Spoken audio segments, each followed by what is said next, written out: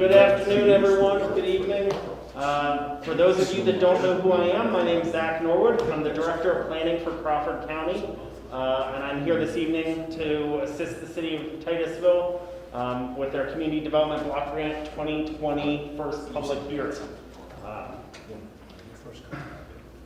So tonight we're going to have a conversation regarding the 2020 CDBG application for the city. We're going to go through some introductions and the process, the procedures here. For folks that may have not, there's a sign-in sheet passed around, and there is some agendas up here that if you didn't get any, please pick up on your way ahead of time. The purpose of tonight's hearing, we're going to talk about that briefly. We're going to talk about the history of the CDBG program, and we're going to talk about the national objectives, sort of the first hoop that we have to jump through to qualify the CDBG applications. We're going to talk about the eligible activities here that the city can do, the past projects that the city has undertaken, what evaluation criteria the city's going to use and the county's going to assist them in using to determine what projects they select and how they're going to rank projects that they receive, notices for the application process, and then have a discussion at the end. So like I said, my name is Zach Norwood. I'm the Director of Planning here in Crawford County. My office administers the CDBG program for now every community in Crawford County. Previously, it was all 50 of the municipalities prior to Titusville joining on board. Titusville is an entitlement community, which means the city receives its own funding directly from the Department of Community and Economic Development. So they were managing it themselves and recently joined under the county's umbrella. We are going to have a section or multiple sections for question and answers throughout the presentation. So please just wait until those sections for the Q&As. It won't be at the end. At the end of pretty much every section, we'll have an opportunity for any questions and answers. And the goal is to get out of here before the 7 o'clock. So we're going to try to do this as quickly as possible. The presentation is going to be available online tomorrow on the county's website. Okay? So if you have questions after tonight's meeting, please contact Neil Freitas, City Manager of Titusville. His contact information is on there, or myself. My contact information is on there as well. If Neil can't answer the question, he'll get you in contact with me, or he'll pass the question along to me, and I will be in touch with you or one of my staff. So the purpose of tonight's hearing, the intention is to talk about how citizens can help shape and provide input to the city on what the 2020 application should look like, as well as what the requirements and the process involved in applying to the CDBG program are. We're going to talk about examples of what the city has done in the past for activities and previous projects, and what are eligible activities to be done under the CDBG program. And then we're going to have some answers and questions regarding how you can provide public comment, who public comment should go to, and the length of when public comment is due by. So the history of CDBG. This is Act of 1974. It came out of a combined Healthy Cities program of the federal government. It's actually called the Community Development Block Grant Program. We use the term CDBG as an acronym for short. And this is how the Department of Housing and Urban Development, HUD, distributes funding into local municipalities and states to provide resources for urban development. The requirements for the program is that the community has to have a 3-year development plan that has to be updated annually. The city is working on their 3-year plan right now.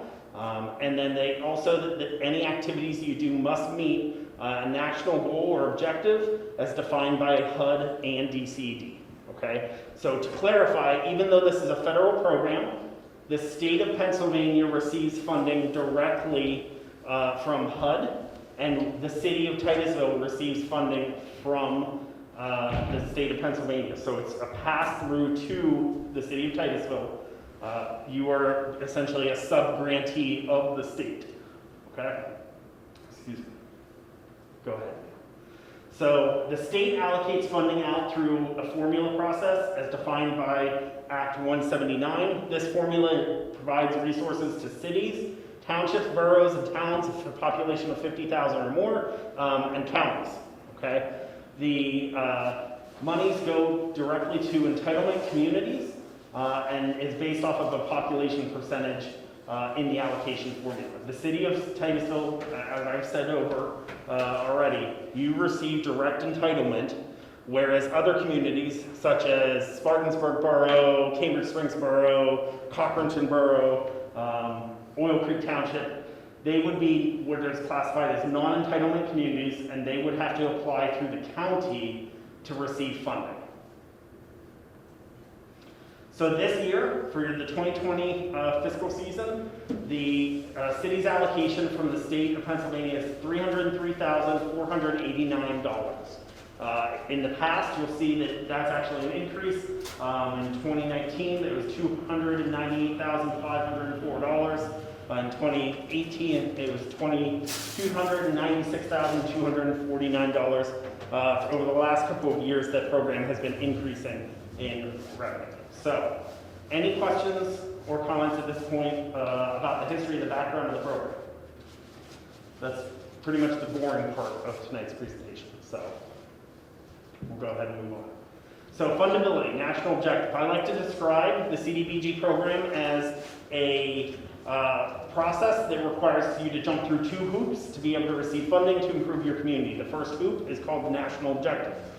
In order to qualify a project, you have to do one of 3 activities. You have to either benefit low to moderate income households or persons, you have to eliminate blight in your community, or the item has to be of an urgent need. The first one we're going to look at is low to moderate income households. So it's important to identify and remember that low to moderate income is defined as 80% of the county's median adjusted gross income. Okay, that's low to moderate income.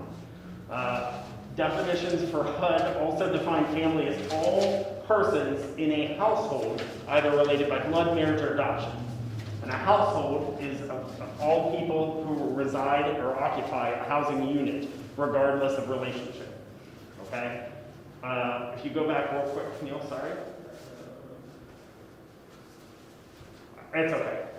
70% of the activities of the funding that the city has have to be spent on projects that benefit low to moderate income households. So even if the city wanted to spend all of their money doing blight demolition, they cannot do that by the program's requirements. You have to spend 70% of it to benefit low to moderate income households. Okay? And in order to do that, we look at one of 4 categories. We either look at, it's an area benefit, meaning a large portion of the city of Titusville is getting a benefit of it. That there is a limited clientele benefit, meaning that the individuals receiving the benefit are presumed to be low to moderate income because the target audience is limited. That there are employment factors that account for benefiting low to moderate income households, or that there are housing conditions that require benefiting low to moderate income households. So the area benefit is what often occurs. It's typically the most straightforward approach, and many projects utilize this. You have to prove that 51% of the area of the project has a benefit to persons of low to moderate income thresholds. The principal residential individual is who we are targeting. If there is a business on the same block as the street you are paving or the sidewalk you're improving, that business is an ancillary or a secondary benefit. We are not worrying about that. We're worrying about residential benefits, okay? And to determine a service area, we look at whether it's a primary benefit or incidental. So if we're, let's say for an example, the city wants to pave an alleyway, and we are trying to determine the area benefit.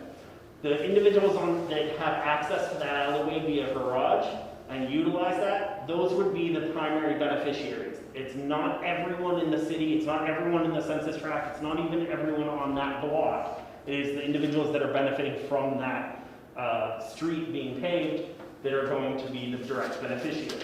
If there is a project in downtown, let's say on Main Street, to do sidewalk widening. The entire community benefits from that because the sidewalks in downtown are used to access businesses.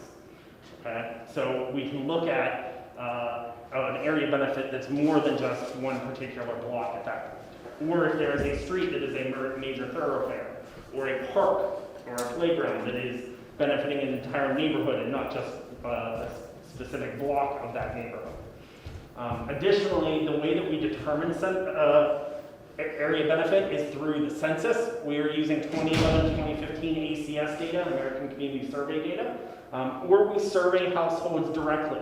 So depending on what the project is that the city wants to undertake, we may be having the city staff or city council may be coming around and doing surveys for door to door to make sure that the individuals who would be benefiting from the funding source are actually low to moderate income beneficiaries. Limited clientele, we also have to ensure that 51% of the beneficiaries are low to moderate income, LMI, but we determine that by looking at the specific groups of people rather than an area basis. So an example may be whether you are improving an ADA accessible access point to a business or to a city building. If you're improving an architectural barrier that would be an impact or a barrier for elderly, or an impact or a barrier for handicapped individuals, those individuals are a limited clientele, they're a specific group, and they are presumed under the program to be low to moderate income. So therefore, they automatically qualify that the benefit that you're providing meets this requirement. So there are a number of ways that we do that. Sometimes we require documentation and have to survey and have to get information on income eligibility. If we are providing rental assistance, utility assistance, all of those things require a direct income verification for the individual's benefit.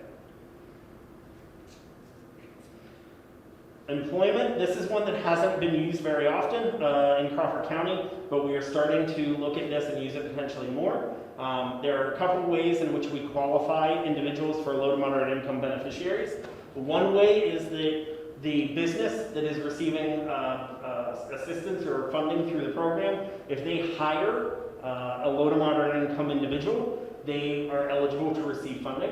Another way is if the business is located in an area that's presumed to have a benefit for the job holder or the residents of the area because of it being in a census tract. Oftentimes this is 20% of poverty and general distress or greater for the census tract, or 30% of poverty, it's in a central business district and still has general distress. We don't have any federal opportunity empowerment zones or enterprise communities here in Crawford County, so we wouldn't qualify under that other category. Housing, this is not on individuals, but it must be looked at the single household or a 1 unit, 2 unit duplex. 51% of the units or more have to be low to moderate income. Again, this is a survey of the households. There's an intake application that is needed. This oftentimes refers to or ties back to weatherization programs, doing housing assistance programs or rehab programs. We're looking at like first-time home buyer programs. So that's a lot to unpack and a lot of information about how to qualify under low to moderate income. Is there anyone that has questions about that subject matter? Okay, and then for the sake of time, we're going to move forward. So the next one we're going to talk about is blight. Under blight, there is actually 2 ways in which we qualify. So the first one is defined as area blight and spot blight are the 2 different ways. 30% of the city's allocation can be used for blight demolition. So remember, 70% has to be used for low to moderate income households, and 30% can be used towards elimination of blight. You can use 30% as well towards an urgent need item, but you cannot use more than 30% on either of those 2 categories. The national objective for blight extends to the physical conditions of the building itself and what factors into it. So oftentimes with a blighted property or project, the city's going to have to verify that there are code violations, that that the property in and of itself either can be or should be rehabbed for either a residence or a business to go back into, or if it is past that it costs more to rehab than it does to demo, they are eligible to demo. So the three categories there are area benefit, or area basis, spot basis, and urban renewal. Titusville doesn't have any urban renewal designation, so it's just area benefit and spot basis. So the area benefit, it's pretty much the city would have to define a blight or a slum area. It's an official designation with boundaries, and then there are some conditions that have to be met. 25% of the properties have to be deteriorated. They have to have a code violation associated with them. And then the public improvements or public right-of-way has to be deteriorated and falling apart in a manner that is not of, or is in a manner of general state of distress. This was done in the city or in the borough of Conneaut Lake. If anyone's familiar with downtown Conneaut Lake on their main street, they just did a streetscape project. This was the designation that they used under the county's program to be able to do a main street program. So these activities typically end up being dealt with on a larger scale, so you're not looking at one property at a time, but you're looking at an entire neighborhood or an entire block at a time. Whenever it's a spot basis, this is the elimination of property blight on a one-on-one basis. So it's property by property. It is not defining necessarily an entire area, but it's looking at each individual property. This oftentimes is utilized for acquisition, for either demolition or rehab, clearance of the property, relocation. Some historic preservation efforts can be done under spot blight. And then oftentimes remediation of environmental contamination goes along whenever there's a blighted property that has been let sit for some years. Like I said before, rehabilitation is limited, but there must be determinations to make sure that that matches. The last one we're going to talk about is urgent need, and uniquely for the 2020 application, we typically won't be spending funding under urgent need, but we could spend funding under the urgent need in the 2020 application to the city. The city could define or look at determining investments for the COVID-19 coronavirus pandemic and spend money out of the urgent need designation for that. For it to be determined, the activity to be determined as an urgent need, it has to propose or has to be a serious and immediate threat to the health and welfare of your community. It cannot be something that the city or the residents knew about for some time but didn't do anything about it. An example might be, in the city, I don't think you have this situation, but if the community had a dam and they knew that the dam needed repairs or knew that there were issues but didn't have money to do it, and then all of a sudden the dam broke. That's not an urgent need, even though yes, the dam breaking is a problem and it does come up out of nowhere to some extent that you don't know when it's going to occur. You knew that there was an effect that needed to happen, so that's not an urgent need. These are things that you could not have foreseen and had to have started or occurred within the preceding 18 months. So COVID-19 is an example, and the federal government and state have defined COVID-19 as an urgent need. So that is one of the eligibility items for this, to prevent, prepare for, or respond to COVID-19. So any questions about blight or urgent need under the national objectives from folks here in the audience? Yes, ma'am. For a simple property to be demolished under CDBG, does the city have to have control and ownership of that property? No. No, the city, there are mechanisms permitted under the law. The city can lien the property and demolish it. We recommend that we try to find the most amicable way to work with the property owner. But if there is a clear health, safety, and welfare concern that is documented by the city, a lien can be put against the property and demolition can occur. Any other questions?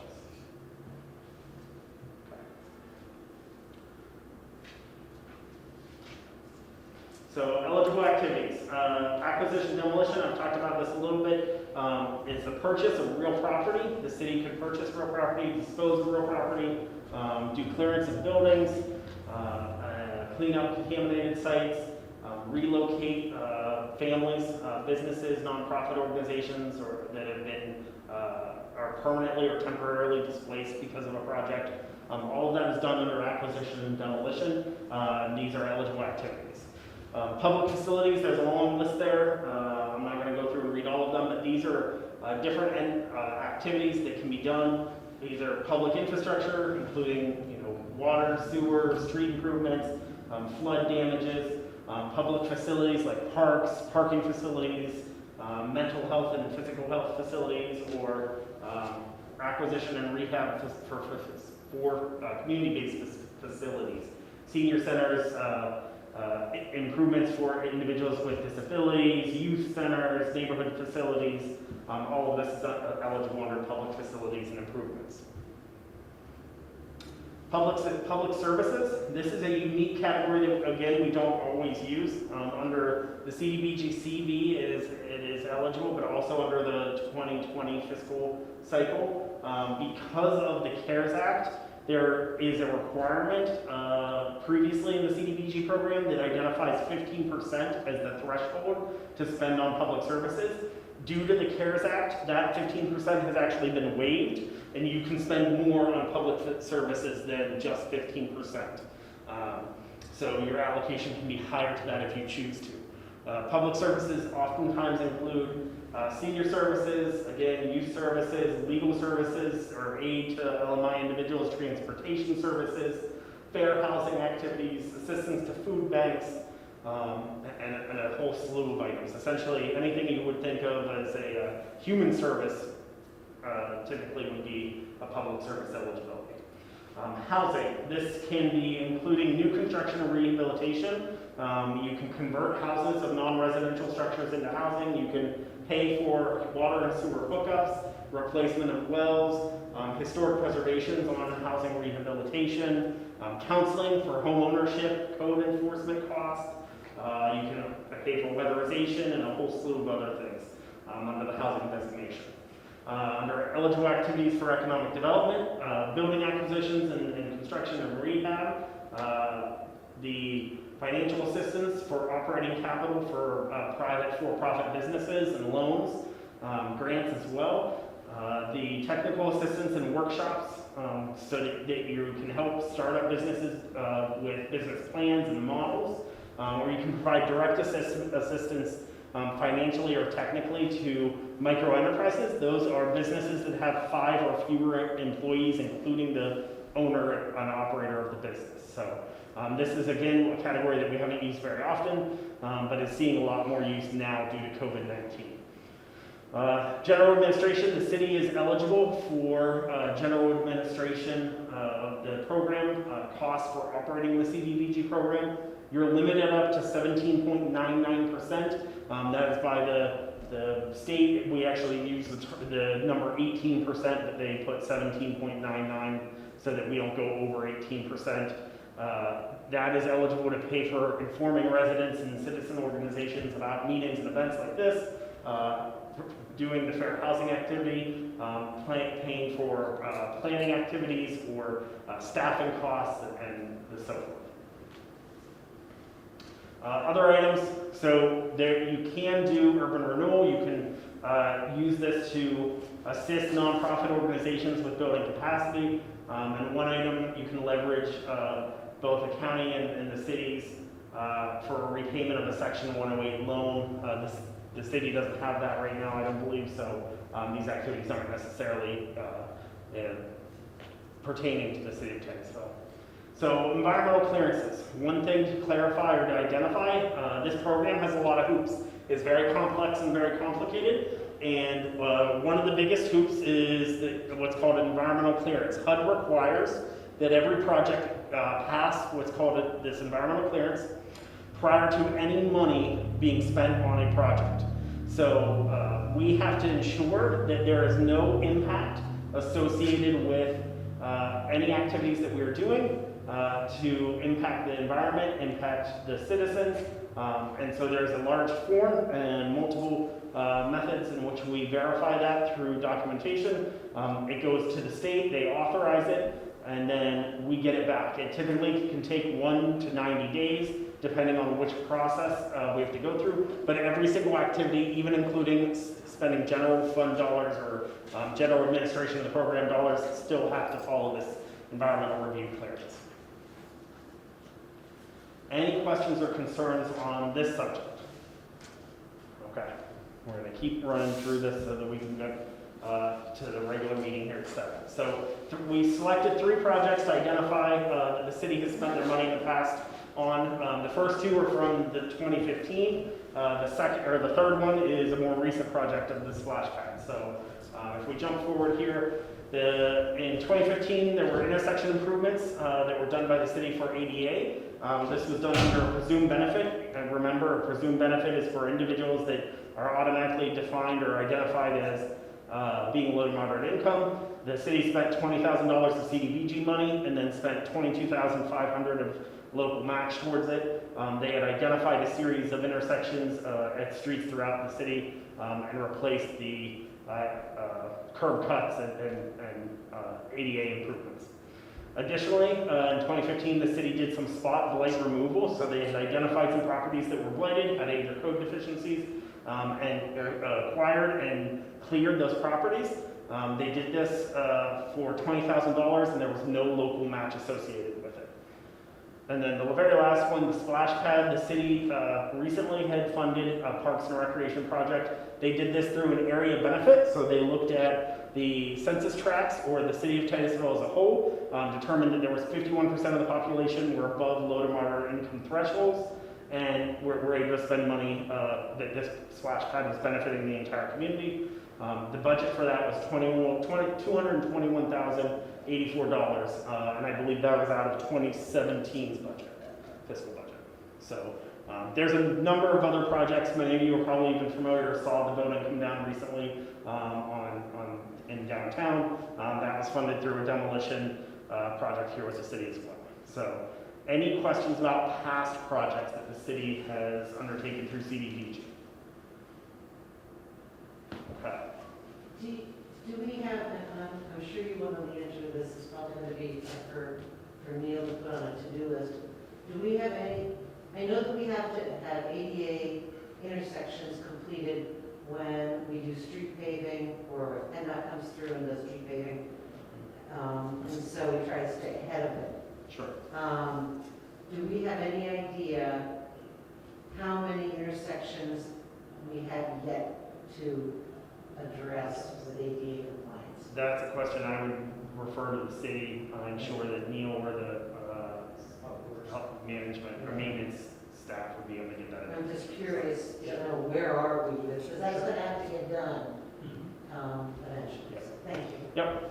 So evaluation criteria, the city was going to have to establish, and they can use the evaluation criteria we're going to propose here, or they could establish their own. But we recommend the county these following items. So they would look at how consistent is the project that's being submitted with the city's comprehensive plan, how consistent is it with their 3-year community development plan. Those are 2 items that oftentimes drive investment in the city. How clearly does the applicant define who benefits from the project?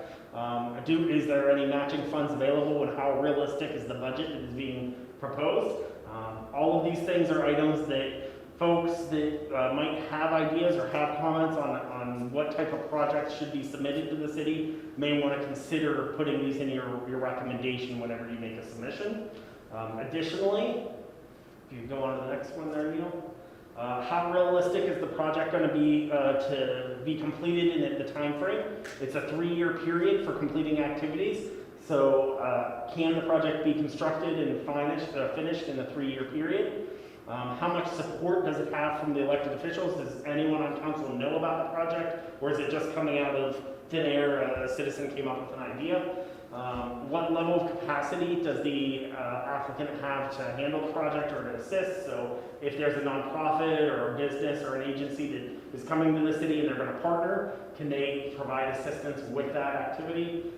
Is the project located in an area that's going to target a minority population of over 1%? I don't believe the city has a population over 1% in minority, but we can verify that. It's one of the items that the CDBG program actually encourages to fund projects in areas with high minority populations.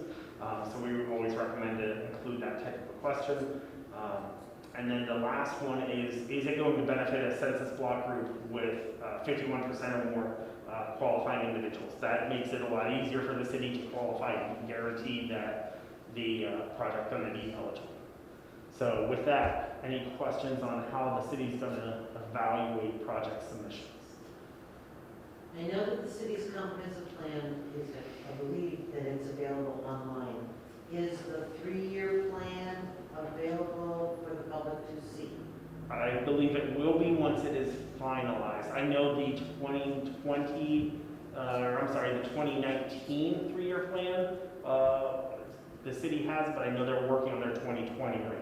Okay, and who puts that plan together? Be the gentleman standing in the back there clicking through things. So Okay. the city is responsible to put that together. We will assist them as the county. We will assist and give them sort of a framework. I've already been working with Neil on that a little bit, but the city is going to have to define what their priorities are, what their needs are, and where they see needing to make investments. And I'm assuming that that plan needs to be consistent with the city's comprehensive plan? We would recommend it. We would recommend it. So. Okay. All right, thank you. Okay. So some notices about the CDBG program. First, we're going to talk about the application schedule, then the standard Section 3 notice and the anti-displacement plan requirements. So first public hearing, we're here August 4th. The next proposed application deadline is going to be Monday, August 10th. I know that's not a lot of time to turn around, but we don't have a whole lot of time for making submissions. So we've got to make sure that these projects are qualified. The next, by the way, those applications or submissions for project ideas can be sent to the city of Titusville. We've identified the city council or city manager. There's some additional information later on with emails that can be sent directly to the city manager. The second public meeting, that's going to be on August 27th, 2020. It is yet to be determined on whether where that's going to be. It is likely that we are going to have that as a digital meeting because it is going to include all of the municipalities under the county, so it will include all 51 communities. So it's likely we will hold a webinar rather or a public hearing through a webinar process rather than an in-person meeting. And then the final approval application will be, on September 23rd, 2020 at the County Commissioners Assembly Room, their regular meeting. They will take action on approving the application process. The Section 3 notice. So there's a lot of text on here. Ultimately, what I want to explain is Section 3 is a requirement under the federal code, federal guidelines that requires the city to provide assistance to individuals with, that are low to moderate income, whether that is through the fostering local economic development, neighborhood economic improvement, or individual self-sufficiency for those individuals that make less than the LMI thresholds. This also includes businesses which are 51% or more owned by individuals below $37,000. Crawford County maintains a list of those designated Section 3 businesses on our website. So we encourage folks to utilize and support Section 3 businesses here within our county. And the anti-displacement plan, so under the federal code and under the state, we are required if the city or the county is to do a project, we must replace the living facilities or accommodations of someone that has lost their housing due to a project that we are establishing. And it has to be in the same vicinity and have relatively the same accommodations for the same number of occupants. We have to do that within a 3-year period. All of those costs are covered under the CDBG program, and the moving expenses and everything are included, not just the acquisition or updating of the facility, moving them to another house. So, any questions about the timeline? Yeah. Yes, ma'am. Ready to go? Go ahead. Okay, so this hearing is about Titusville's CDBG money. Correct. The second meeting, you said, is going to be all Crawford County communities? Correct. So the second meeting, and I would clarify that. The second meeting is to talk about the proposed projects for all of Crawford County's CDBG application program. It will include the City of Titusville's proposed projects, the City of Meadville's proposed projects, the City of Vernon's proposed projects, and the county proposed projects, Crawford County's. The reason that we do that is because under the federal regulations, the first public hearing must be held by the municipality individually. The second public hearing can be a combined public hearing for all of the entities that fall under the county's OBO category. Since the county has now Titusville, Meadville, and Vernon, the three entitlement communities in our county, as OBOs, we can lump all of that into one meeting, which decreases the administrative costs, decreases the advertising costs, and is a little bit more efficient for our citizens to go to one meeting than potentially jump to 3 or 4 different meetings. So, But Titusville's allocation of CDBG money can only be used on Titusville projects, correct? correct, Okay. correct. Your 303,000 would be spent here in Titusville, and even though it's going to be a combined second meeting, your money is not going anywhere else. Okay, Yep. just checking. Yep, nope. That second public hearing is merely an informational so that we don't have to have multiple public hearings and advertisements. Gotcha. So project submission process, real quickly we'll highlight, for anyone submitting new projects, public comment. First, public comment can be made or received to the city by August 10th. It can be made via email to the city manager or by mail to the Titusville City Hall, 107 North Franklin Street. Any proposed project submissions or ideas should also be made by should be made by the 20th. Proposed projects should be made by the 20th, and they can go to city manager or the administrative services at cityoftitusvillepa.gov. So there's two email addresses that you can send ideas or comments to the city on how to get or what the money should be spent on for the 2020 fiscal application. Any questions on anything we've talked about tonight? I tried to run through this as quickly as I could to not hold up the 7 o'clock meeting. But if anyone has questions, I will be around, or you can contact me. My contact information is there on the screen right now. Phone number 814-333-7341. My email address is co.crawford.pa.us. You can also reach out to Neil Freitas, city manager. He can either answer the question, or if he doesn't have the answer right away, he can get in touch with me and I can get back in touch with you. So with that, I have one favor to ask. Yes, If it ma'am. doesn't put Neil in too much distress, is there any way to go back to the slide that had the Parks and Rec?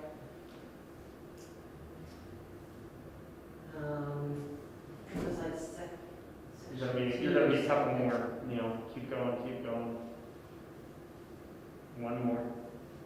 No. Leah, are you meaning the activity description, like the activities, It eligible wasn't activities? accessible, was allowed, Sure. not the past projects. I was Right, thinking of one more. services, yeah. Right this there. one. Okay, Parks and Rec, public infrastructure, okay. Gotcha. And again, this slideshow, this presentation is going to be available tomorrow morning on the county's webpage, on the planning website. Okay. Thank you very much. All right. If no one else has any questions, thank you all for coming this evening. Again, my name is Zach Nord. My phone number is 814-333-7341. If Again, that's 814-333-7341. If you have any questions, please reach out to me. Thanks. All right, since it's 7 o'clock, I'll call the August 4th meeting to order. At this time, we'll have a moment of silence.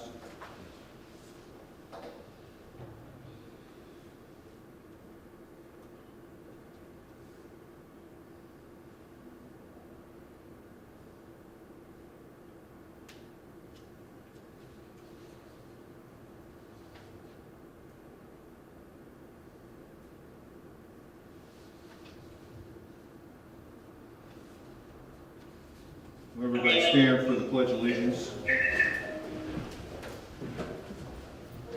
I pledge allegiance to the flag of the United States of America and to the republic for which it stands, one nation, under God, indivisible, with liberty and justice for all. Call the roll, please. Mr. Crouch? Here. Mr. Witowski? Here. Mr. Payne? Here. Mr. McCrillis? Here. Mrs. Jones? Here. Any additions or corrections to the agenda? No? At this time, we'll have a presentation on the Titusville Creative Placemaking. Leah, would you like to do the introductions? I would be happy to. Okay. If you don't mind just lowering that. Not at all. My part's going to be very brief. My name is Leah Carter, for those that you may not know me. I wear numerous hats. I volunteer with many different organizations and entities in the region, and today I'm wearing my Titusville Renaissance hat. And I just wanted to share with you some really exciting news. The Renaissance Board is very happy to be able to share with you that the Northwestern Rural Electric Co-op, which many of you I'm sure are familiar with, they ran a contest called Rural Rocks Creative Placemaking Contest. And it's designed to help rural communities revitalize, and Titusville Renaissance put in an application back in December of 2019, and we were one of the communities selected, and the team that we're going to be working with, and they're going to be telling you all about the program because they know much better than I, but they came here in February and we toured the area together, and we kind of got started then, and then of course COVID hit. So that changed our timeline. But now we are at a point where we can jumpstart our project again, and I'm going to let the Alchemy Community Transformations team that we're working with share the information about the program with you and answer any questions you may have. So I'm going to hand it off to, I'm not sure who, Linda, Libby, I'm not sure who, but take it away, gang. Okay, thank you. All right. Thank you, Leah, very much for that wonderful introduction. I think she summarized the background pretty well. I had the pleasure to come to Titusville in February. I should pause for a second. I can only see Neil. Can you hear me okay? Very much. Maybe? Should I talk louder? No. I can have a deeper voice. Okay, we That can works. hear. Okay. So I had the pleasure to come to Titusville in February, and Leah and her team gave us an extensive tour through an incredible blizzard, which I'm from Iowa, and I thought I was a very hardy person. And you know, here we are walking through Titusville, doing a tour of the community in this blizzard, and Leah and the whole Titusville Renaissance group were just completely unfazed by this snowstorm. So we had an excellent trip. I was very, very impressed with the community, and in my head, I was really looking forward to coming back about a month later for another more extensive trip. And then, of course, the world turned upside down. So here we are, Zooming. But congratulations again on receiving these creative placemaking services through the Rural Rocks program, sponsored by the Northwest Rural Electric Cooperative. And we are very, very excited to be working with you. So today, what I wanted to do was kind of give you a brief introduction to our team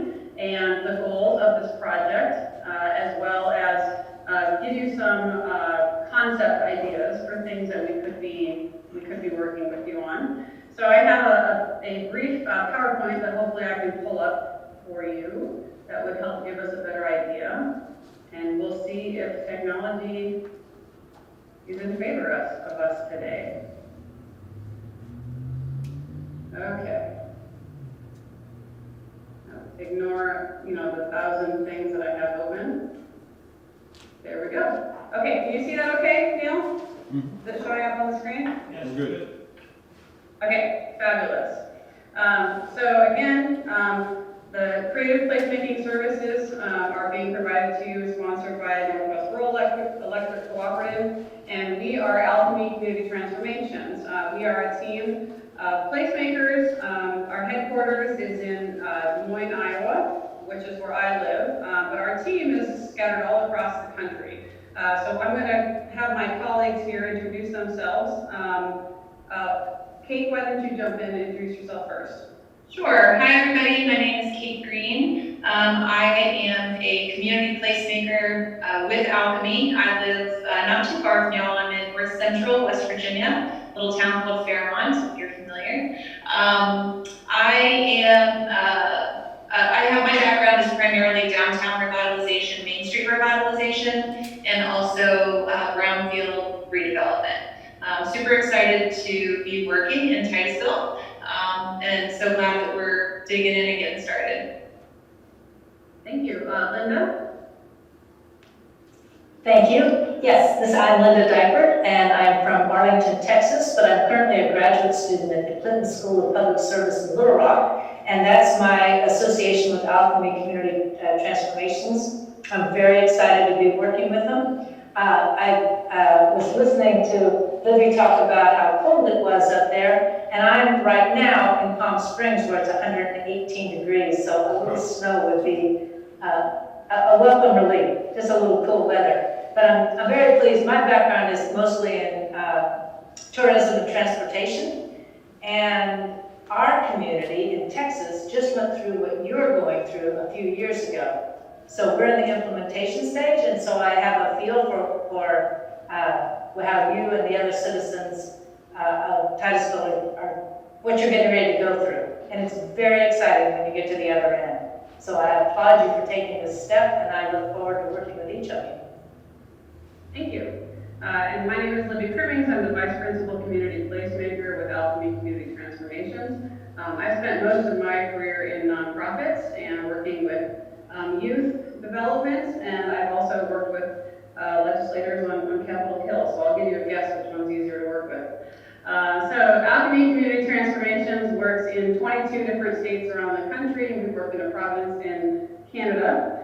We have worked with communities of all sizes, but we specialize with rural communities, typically less than 20,000 in population. The smallest community we've worked with is, I think, a population of 81 people. And we believe very strongly that it does not matter the size of the community. It matters if you have the right leadership in place for things to be successful.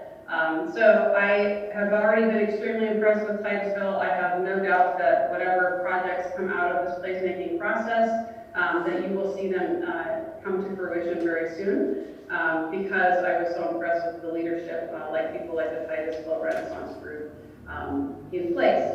So here, let me go to the next slide here. So we specialize in creative placemaking. Most people, when they think of placemaking projects, they think of pocket parks in large cities like New York and Chicago and Miami and places like that. Typically people think of creative placemaking as pretty murals and arts focused exclusively.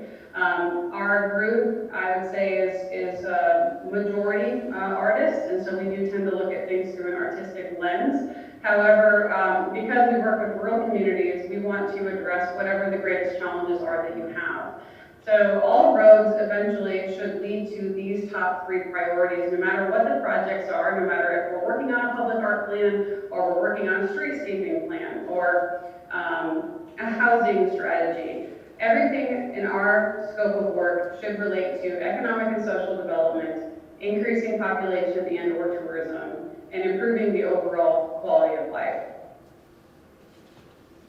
In the contract that we have with Northwest Rural Electric Cooperative, the identified goals of this program are specifically focused on downtown revitalization, plus amenity creation, public art strategies, a housing strategy, which I don't care the size of the community we've worked with all across the country, housing is almost always a top priority, especially in terms of attracting and retaining top talent. If you don't have the right places for people to live, you're going to have a really hard time keeping people and attracting people in the first place.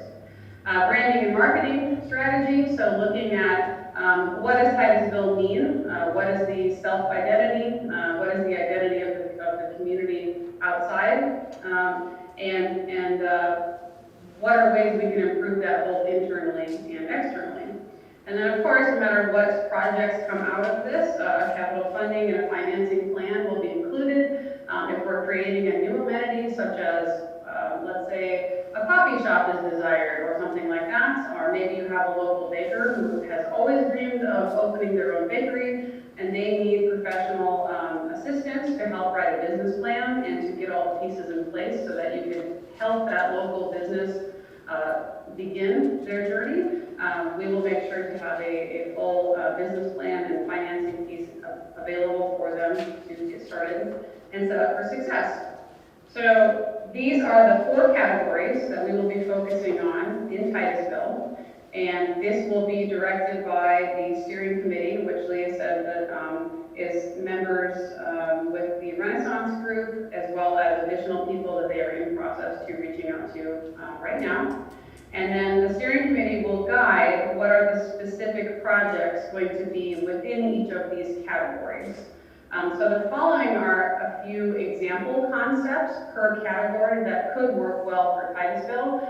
And just a couple things to get you thinking. Obviously, we're still early in the process of building the steering committee and getting their feedback. So none of these are binding, of course, but just a few ideas.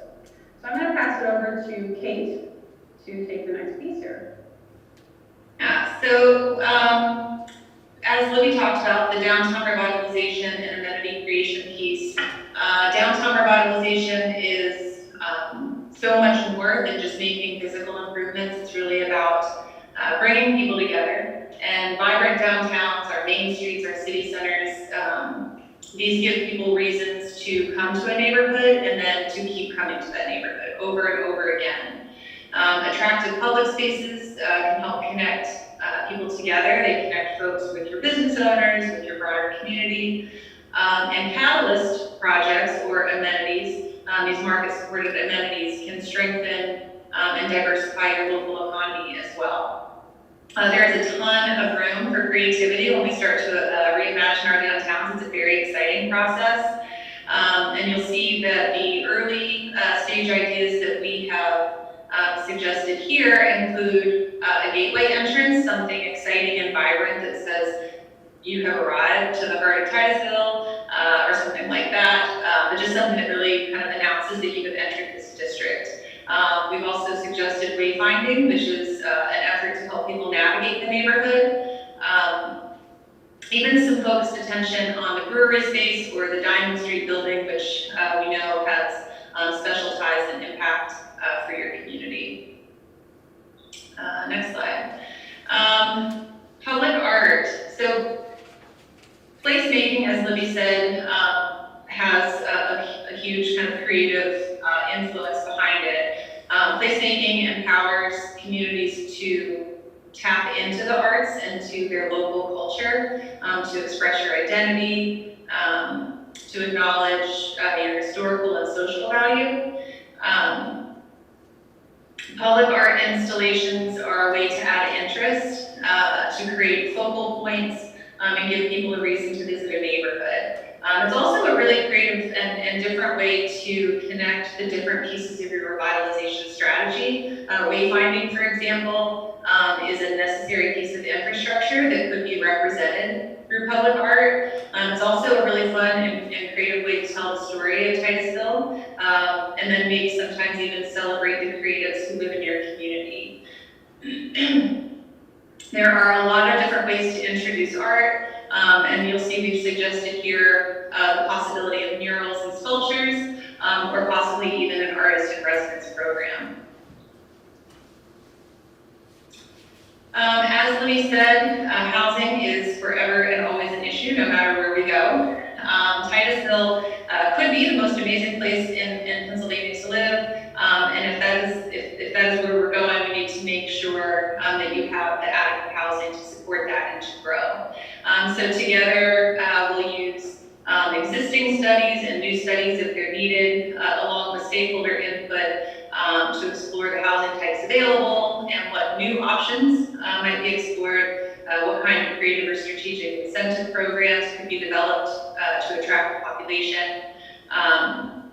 A few examples of this work could be focused on vacant and abandoned housing, strategies for encouraging second floor residential in your downtown, or possibly even incentive programs to encourage restoration of historic properties. I just wanted to jump in and mention one thing regarding housing.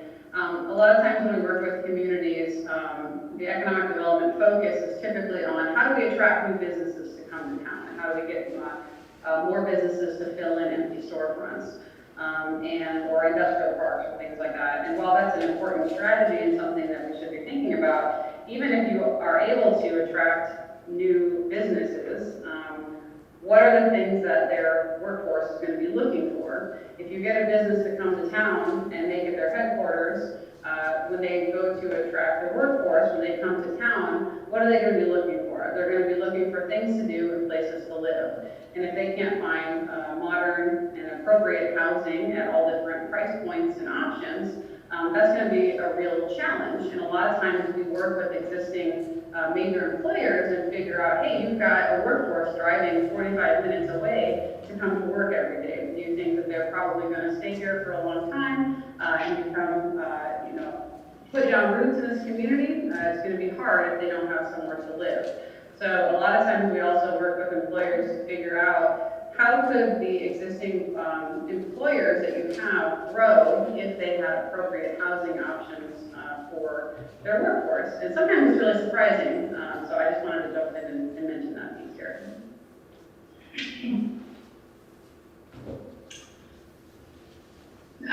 So branding and marketing, I think we often assume is really only the outward-facing message that we put out to the universe, and that certainly is a big piece of it.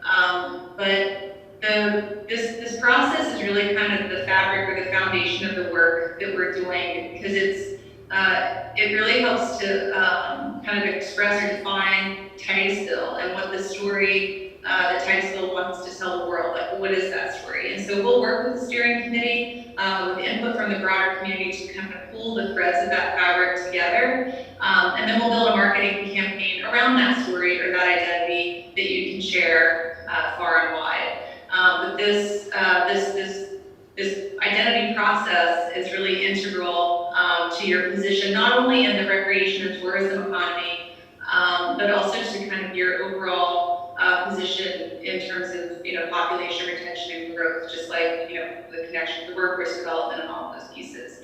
So that's a really critical piece, and it's both internal and external. And again, as Libby said, all of the big ideas that we're going to put together with Titusville, all of these ideas come with a price tag. Some will be bigger than others, but we will set these projects up for success. And if we present a business idea, then we will also provide the business plans and the budgets that you will need to access the capital that will move that idea forward. We'll provide a curated list of funding opportunities and resources for every project. And that's kind of all just the big picture. And as Libby mentioned in the beginning, and I hope I was thoughtful to reiterate through, these concepts that we've talked about or shared this evening are just early stage ideas. And we do hope that each of you will stay involved and engaged through this process, because what we hear from you will help to shape and inform the final product.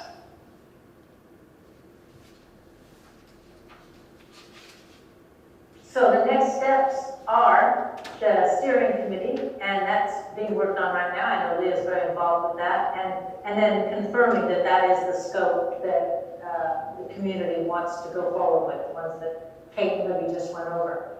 And then we'd like to do a public survey, and we hope you'll get involved with that and get that out on your social media and get it to as many participants as possible.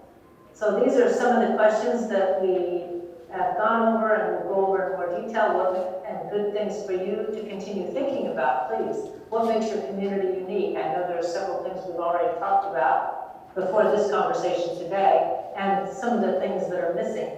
So my kind of take on community placemaking is if you make it good for the citizens that live there, other people will want to come. And that's part of what we'll work towards. So Libby, I'll turn it back to you in case there are any questions or All right. anything you want to add. Yeah, I just wanted to say a couple of things. First of all, why is this important? Especially with COVID, I'm sure you guys have seen articles every day about COVID migrations and about the opportunity that it actually presents to communities. So if people are deciding that they don't want to live in large metropolitan areas anymore because it might have a health risk and there are other things to consider, or if somebody has decided, hey, I can have my job virtually via Zoom and I can live wherever I want.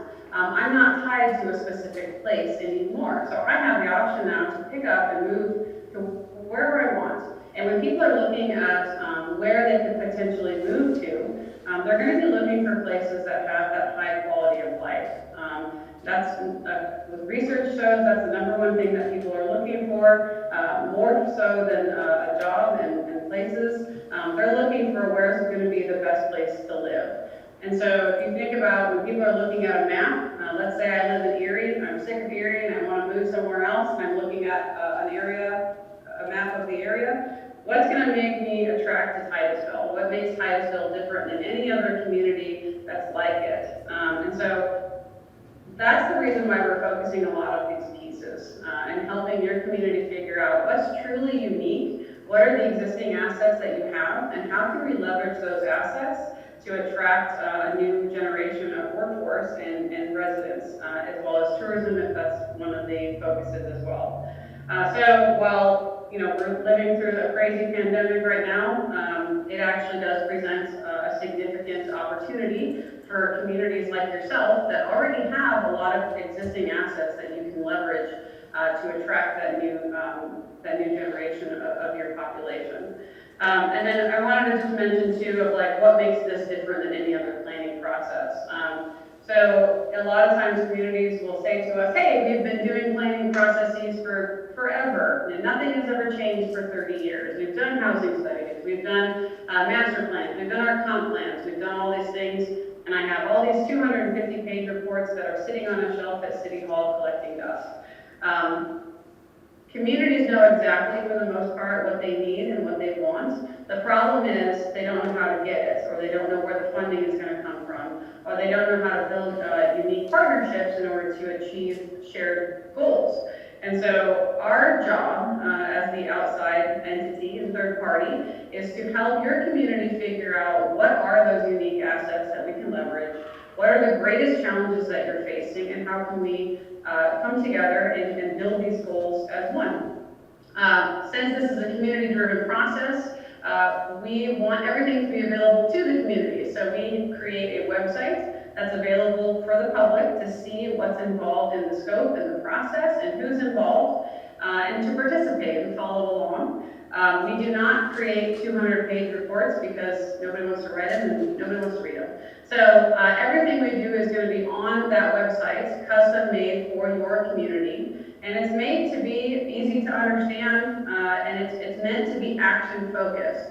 We don't want to have more visioning sessions, and we don't want to do more planning for, wouldn't it be great if someday Titusville could have these things? We want to focus on things that are challenging yet attainable and will give you momentum going forward. I believe very strongly in the ripple effect. I've seen many communities where one new addition and one thing can really lead to many, many others. And so we want to focus on what are going to be those pieces that are going to get the ball rolling.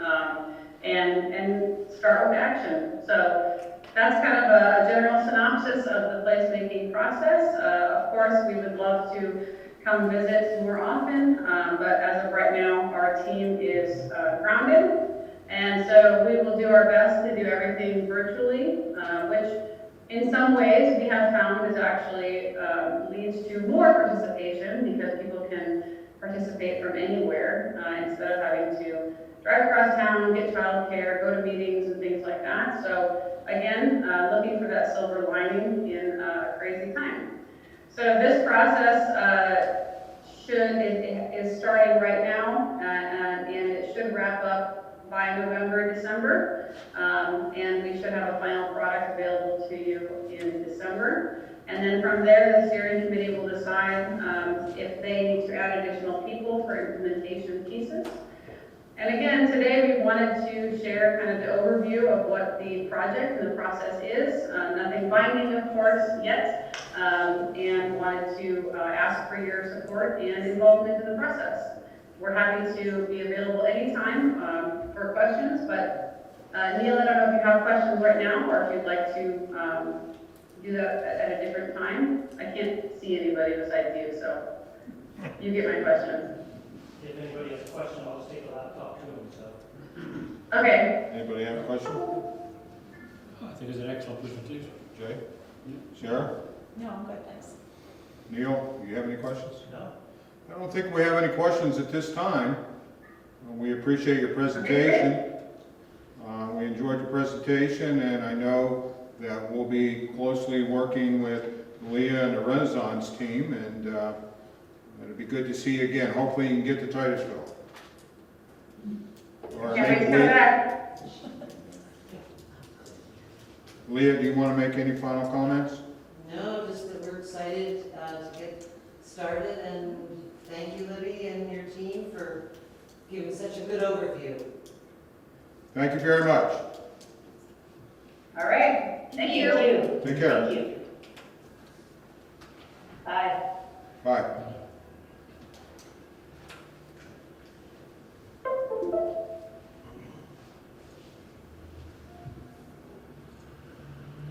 We'll wait for Neil to get back to the seat.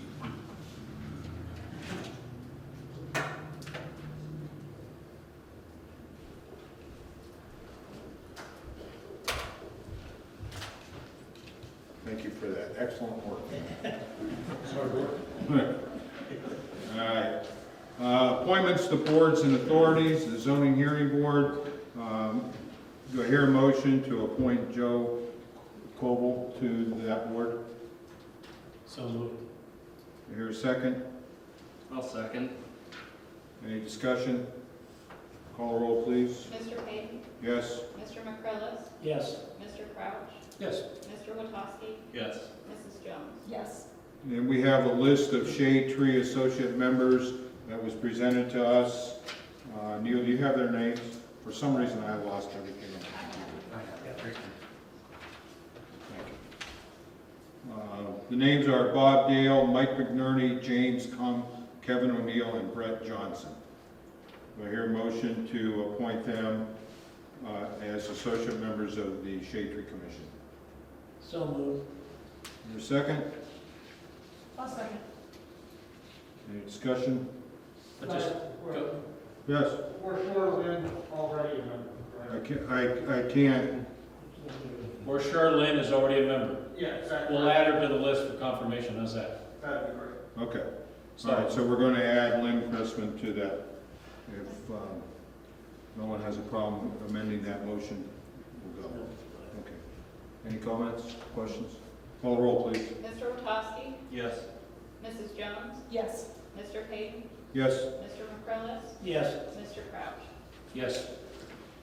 Approval of previous meeting minutes of 6/29, 7/7, 7/13, and 7/21. Any corrections or addition to those minutes? If not, do I hear a motion to accept and place on file? So made. Do I hear a second? Second. Any discussion? Call the roll, please. Mr. Payton, Yes. Mr. McCrillis, Yes. Mr. Crouch, Yes. Mr. Witowski, Yes. Mrs. Jones. Yes. Operational reports, city manager's report, Neil? Yep, good evening, council. Just a few items on the manager's report this week. The first being CDBG CV, the second citizen participation meeting we had last week for the COVID-19 funding that the city received. The Crawford County Planning Office, who is handling this funding for the city, hosted the meeting. The city is partnering up with Titusville United Way and Love Inc. To assist with the distribution of the funding. As we move forward with the available funding for those affected by COVID-19, we will be sharing with the public how to submit an application and to keep them updated as this goes on. I do want to thank the United Way and Love Inc. For assisting the city with the distribution of this funding. The head of Crawford County Planning, Zach Norwood, is here. I'm kind of putting him on the spot, but if council has any questions for him, we had allocated previously where council would like the funding to go to. Just so council's aware that we had talked about the Titusville Hospital receiving funding. We did have communication with them. They've already received $3 million. They certainly said they would not turn down money, but if we had other choices or if we could use the money elsewhere, of course, have no problem with that. So that's something council had set up an allotment of aside. I had sent an email out earlier just to see if there's any questions with that, along with Zach attached to that, if anybody had any recommendations. Do you have those numbers with you by chance? I do. So the hospital, we had, council had allocated $32,000 to go to the hospital. Okay. Individuals was $45,000, with a max of $1,000 per family, per person. Businesses, $75,000 with a max of $5,000. And we talked about emergency pod for the city, which is rated at $30,000. At 30,000. Yes, So in the hospital's at 32. that's correct. Zach, I think you had indicated that even though we have put numbers together, that they can be moved at any given time during this process. Yep. But you needed this for your application. Yep, so we need this for the application, but we haven't submitted yet, so we can revise numbers or make adjustments. In the conversation with the general public, the second public hearing, we did indicate that there was a possibility that the city may decide to move the $32,000 that was originally allocated to assist the hospital to another subject matter because of the hospital receiving funding and not necessarily maybe potentially needing that resource. And or that there may be a duplication of benefit for them already receiving $3 million of COVID funding. So if council decides that they'd like to move that or shift those funds into another item, that can be done so before we make the application, or it can be done so afterwards. The only difficulty is if the city council decides to keep funding allocated to the hospital, we have to identify exactly what that money is going to be able to submit what's called an activity description. So I would just need to work with Neil and council and coordinate with the hospital on figuring out how that money would directly be spent. If you want to move that money over to another activity you already have, say for example, rental and utility assistance, that's as simple as an eraser pen change. Okay. What's council's feeling on the 32,000 for the hospital? They've already said they don't need it, right? That's correct. They certainly were going to turn it down, but if we had somewhere else, if council had another place they'd like to put it, then please do it somewhere else. Yeah, I would say, we have a comment from the audience. May I ask a question? Sure. I just was wondering, you have money allocated for businesses and money allocated for individuals or families. Would nonprofits be eligible for either of those pots? Because all of your nonprofits, they pretty much haven't been able to do any fundraising. That's a Zach question. They would not be able to. Okay. Can they make a nonprofit category or? They cannot make a nonprofit category under their particular funding. Community development block grant funding is not eligible to go to a nonprofit to benefit them. What I can recommend is any nonprofits that are 501c3 or 501c19 can make a submission to the Crawford County to get reimbursed through the county relief fund. The deadline, unfortunately, for that is this Friday. Many community nonprofits were notified of that and were sent letters directly. If you are not a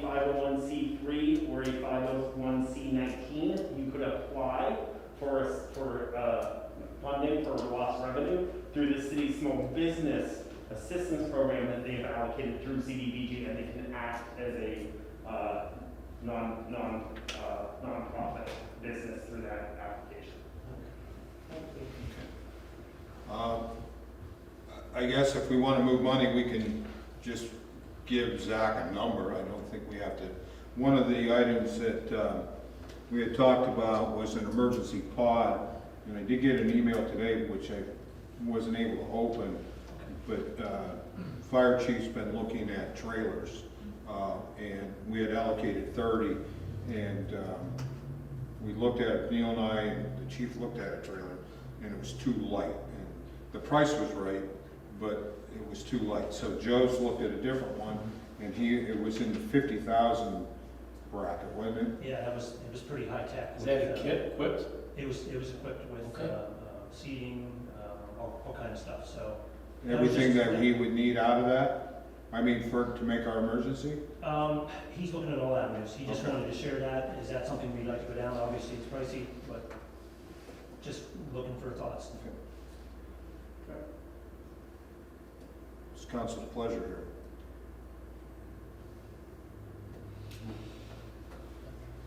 I'd move 20, if it was me, I'd move 20 to that and move 10 into the individuals. Individuals? I guess, we're struggling with this, but it's something that we can change down the road. If we find that we don't need 50 in the pod, we can take that money and give it to business or individuals, correct? You can, I would recommend, you're gonna be getting quotes for your pod, or you're gonna be getting identification and support from Loving as well as United Way on Yes. the increase of the demand. I would try to recommend tailoring some of your budget numbers to what those quotes and items are, so that DCD doesn't come back and say, why are you putting $60,000 or $50,000 towards a $20,000 pot? Okay. I would recommend trying to keep it close to whatever estimates you have, and then from there, if you find out you get a better quote down the road, you can adjust. Half and half? What is that? Do we have to move it tonight? His application is due at the end of the month? So we are making this, the goal is to submit next week. Okay. So. We could do it at our next We meeting? don't need to know right now, but we need to know very quickly. Next week. It's next week. Yeah, the commissioners are acting next Wednesday on submitting the application. I have a suggestion. Well, Council. why don't someone make a motion to do something I was gonna say, or council can get back to me on Friday, and I can certainly communicate with Zach. that, I would rather see us do it here in a public meeting with a motion. So if someone needs to make a motion, I'll make a motion that we deal with the situation in tonight's meeting. and For you're half going and half and half. Half where? So you're saying, Half to the pod, half to so you're changing the pod to 46 and the individual to 51? 61, excuse me.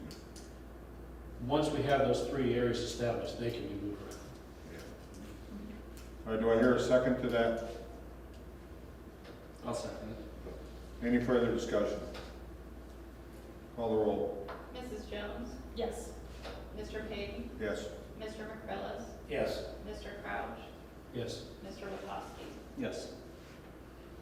Okay, second item I have. Back to your manager's Yeah, that's report. Second item I have is just quick update on Bank Street. We talked for some time now about a property on 320 Bank Street. Ownership on that property has changed. I met with the new owner on numerous occasions this past week, who's been providing me with updates on the property. One of the issues was there was a large tree in front of the structure before it could be demoed. It was just kind of a small obstacle that had to be, when I say small obstacle, but a large tree that needed to be removed before demo can happen. I did talk to the new owner as of yesterday. He applied for a demo permit, and he will be moving heavy equipment in this week, and he's hoping to start demoing every structure on that property next week or the week after. So, that is moving forward.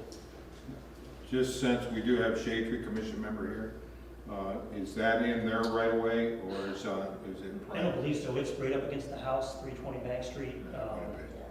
It sits on the north side of that sidewalk. Yeah, so it's. The next item I have, just real quickly, an update on the City Hall renovation. I spoke to Harold Best from Structures. Harold and his crew were at City Hall last week. They were measuring windows, doing an exterior plan on City Hall for renovation.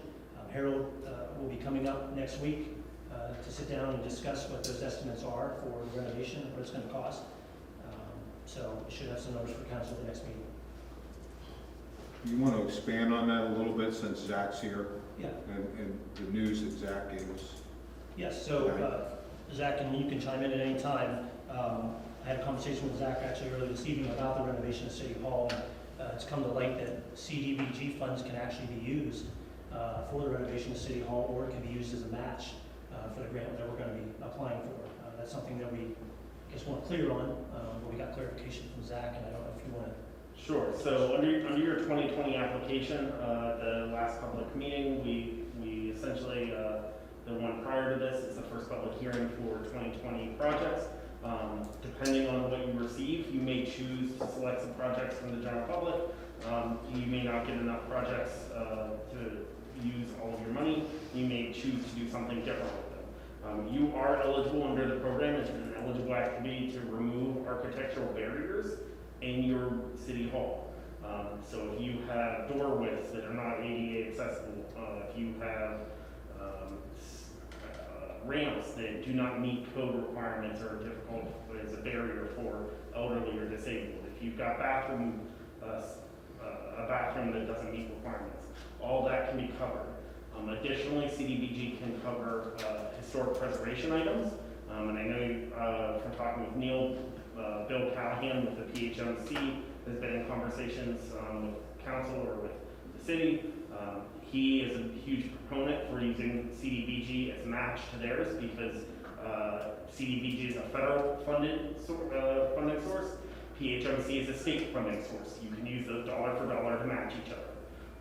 So recommendation is to look at potentially using your CDBG if you want to on those types of projects. Thanks, Ed. So the last item I have is just an update on the building inspector code enforcement. At the last meeting, we spoke about that. I was looking at different avenues to hire that position. We were at a time where we had hired somebody, and unfortunately it didn't work out. So I wanted to explore every avenue I could think of that would be a benefit to the city. Could we use this position in other departments? After getting the solicitor involved and asking many questions on how it could work if we ran it through the fire department, that was one avenue that I was looking at. As that individual would be code enforcement and also be able to assist the fire department. There's some hoops we'd have to go through, some administrative things. It would be a lengthy process. It's not something that, it's as simple as just changing this and then we're good to go. We're in a position now, myself and Secretary Heather, we've been bombarded with calls for the past month with high grass complaints, garbage, different things like that. It's hard for me and it's hard for her to do other duties and keep up on that. And it's also not fair to the community that somebody's not out there patrolling around, looking at these things and catching them before we get the call and get the complaint. So we need to move on that. I've decided to interview. We had many applicants that applied previously before we started looking at other avenues. So we've already started that process, and we actually had our first interview today. We're going to look at experience and obviously any experience they have with zoning or a building inspector at that. So we started that process. And that's all I have for the manager's report this week. Any other questions for the manager? Not, right? I'm How long do sorry. you think it'll take me? My hope is to interview. I think we have most of the interviews set up for this week. I'll have a plan next week. Any other questions? Good. Do I hear a motion to accept the manager's report, place on file? So moved. Your second? I'll second. Call roll, please. Mr. Crouch? Yes. Mr. Witowski? Yes. Mrs. Jones? Yes. Mr. Payton? Yes. Mr. McCrillis? Yes. Minutes of boards and authorities, Benson Memorial Library Board minutes of 7/21. Do I hear a motion to accept and place on file? I'll motion. Do I hear a second? Second. Good. Any comments? Did you get that one, Heather? Okay. Let's have him arm wrestle. Yeah, yeah. They're looking for that big money on second cent. Call roll, please. Mr. McCrillis? Yes. Mr. Payton? Yes? Mrs. Jones? Yes. Mr. Witowski? Yes. Mr. Crouch? Yes. Neil advised me tonight that the committee appointments we made for city council members at the last meeting have to be voted on. So, Brian, okay. So, Neil, could you update, I don't think Jay was here, will you update the Yeah, appointments? sure can. Yep, so the Fire Pension Board was Mr. Payton and Mr. McCrillis. The Planning Commission, Mrs. Jones. Police Pension Board, Mr. Payton and Mr. McCrillis. The Redevelopment Authority, Mr. Payton and Mr. Witowski. City Council Liaisons. Yeah, congratulations. The Airport Advisory Board is Mr. Crouch. Civil Service Commission, Mr. Witowski. Board of Code Appeals, Mr. Crouch. Board of Health, Mr. McCrillis. Housing Authority, Mr. Payton. Library Board, Mrs. Jones. Shade Tree Commission, Mr. Crouch. Shade Tree Board of Appeals, Mr. Crouch, Mr. McCrillis, Mrs. Jones. And Zoning Hearing Board, Mr. McCrillis. Do I hear a motion to make those appointments? So moved. Do I have a second? Second. Call the roll, please. Mr. Payton? Yes? Mrs. Jones? Yes. Mr. Witowski? Yes. Mr. Crouch? Yes. Mr. McCrillis? Yes.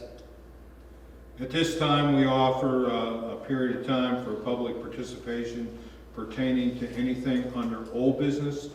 And the only thing that we have under old business tonight is the Diamond Street site. And if you want to speak on that, you please come forward, state your name and address, and you have 5 minutes.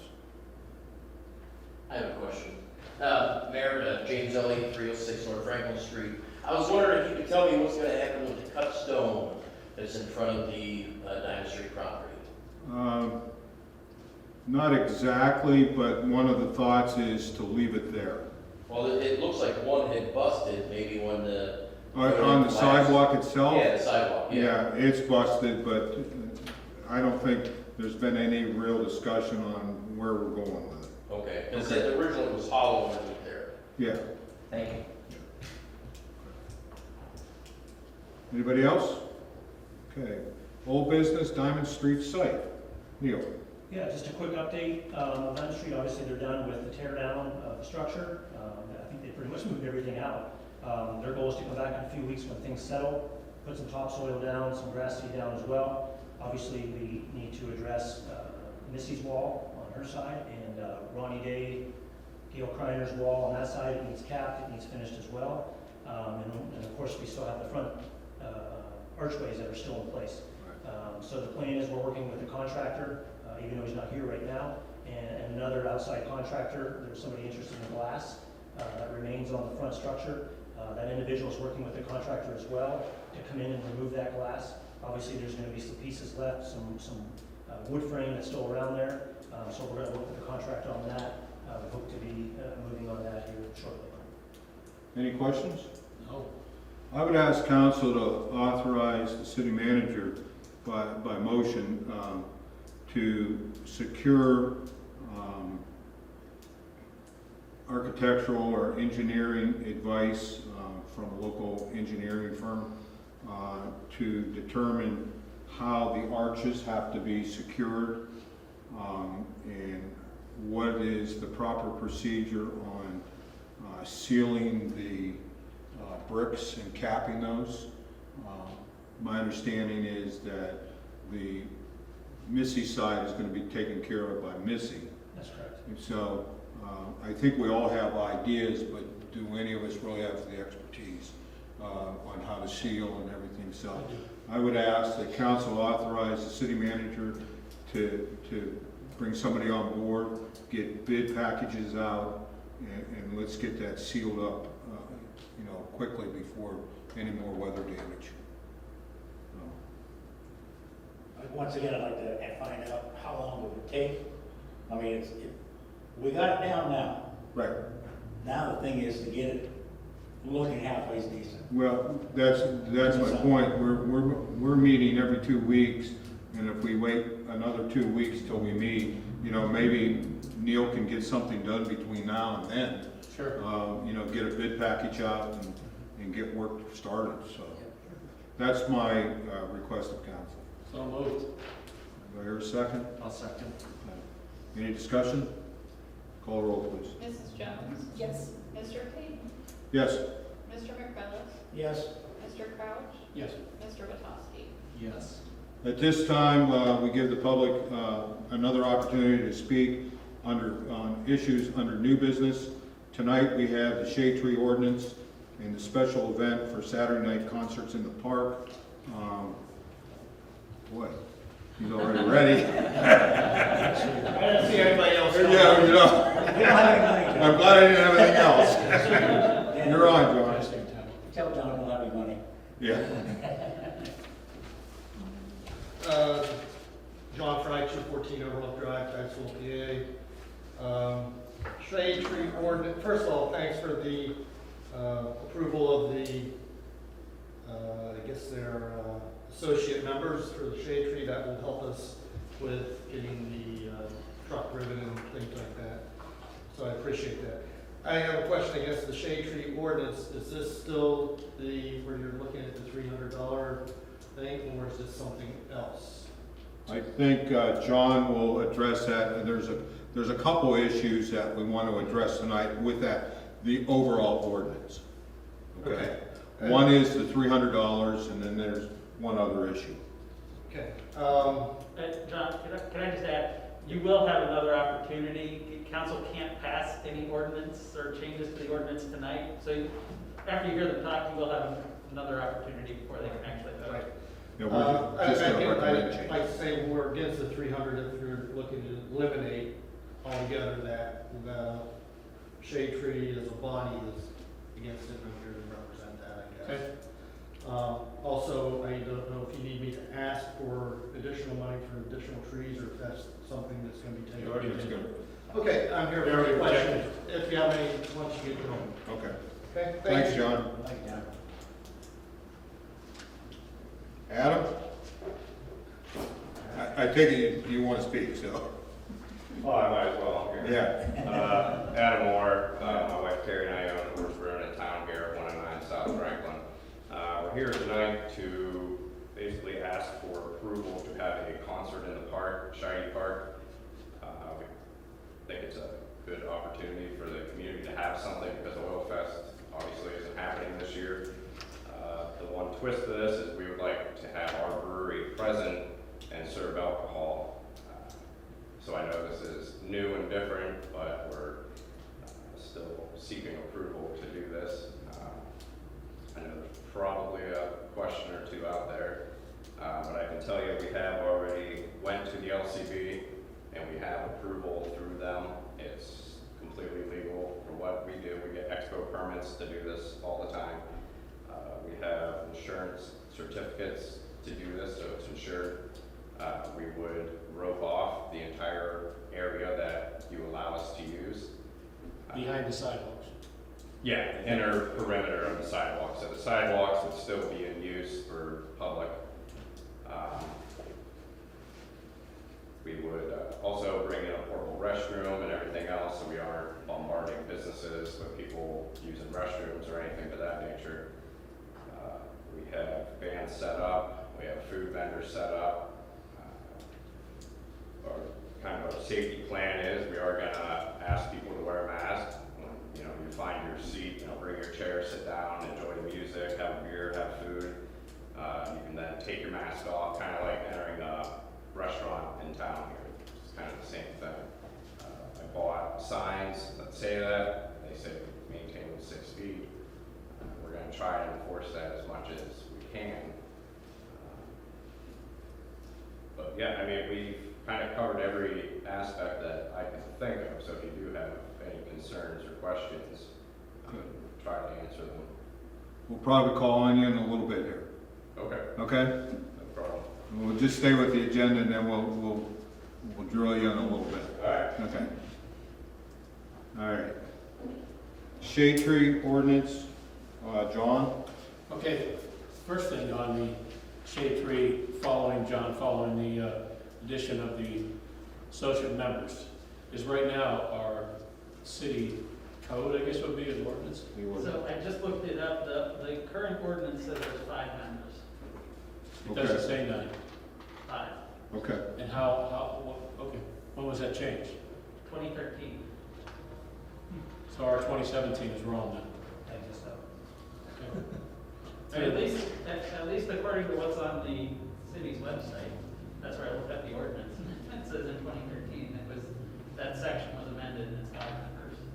Okay, so So they we already never met accomplished the that already. codification then. It was never codified then. I would ask. Because the book that we have, Yeah. it's- Okay. our Let me rules is double- 9 members. Double check that, Neil. Sure. I mean, if it did get passed, it just was never codified. then Whatever's we can on the change it. website is the most recent, so. Okay. So if it's not, that so was it didn't our get desire, codification. drop it to 5, at your guys' request. I did it really fast just now. Okay. John, did you hear all that? Yes. What we were gonna do is change it to 5, but the solicitor said it was already changed to 5. So it must not have been codified with the last Okay. codification. As long as you're looking on there, the last thing we read is that the maximum they can charge is $250 for a tree. And we- That's what's in the ordinance. Right. City council can change the amount of, or the maximum amount charged to the property owner. That can be changed by resolution. So I don't know if there's been any other resolution since 2002 that changes the maximum fee. So, They say it was changed 5 years ago. okay, all right, That's the best I can tell. okay. Okay, well, so among discussion among council, 2 things tonight that we'd like to accomplish. We would like to accomplish the request of the additional $5,775 for the removal of trees. And also, when we go into next year's budget, we may do away with that fee and increase the budget. But we don't To have to- 250. The 250, but we don't have to do that tonight. For sure. Well, we would have to, well, let's first, there's a recommendation by John, who sits on the shade tree, to provide $5,000 $775. as an emergency funding to the Shade Tree Commission for additional trees that need to be taken down in an emergency situation, and they do not have the funding.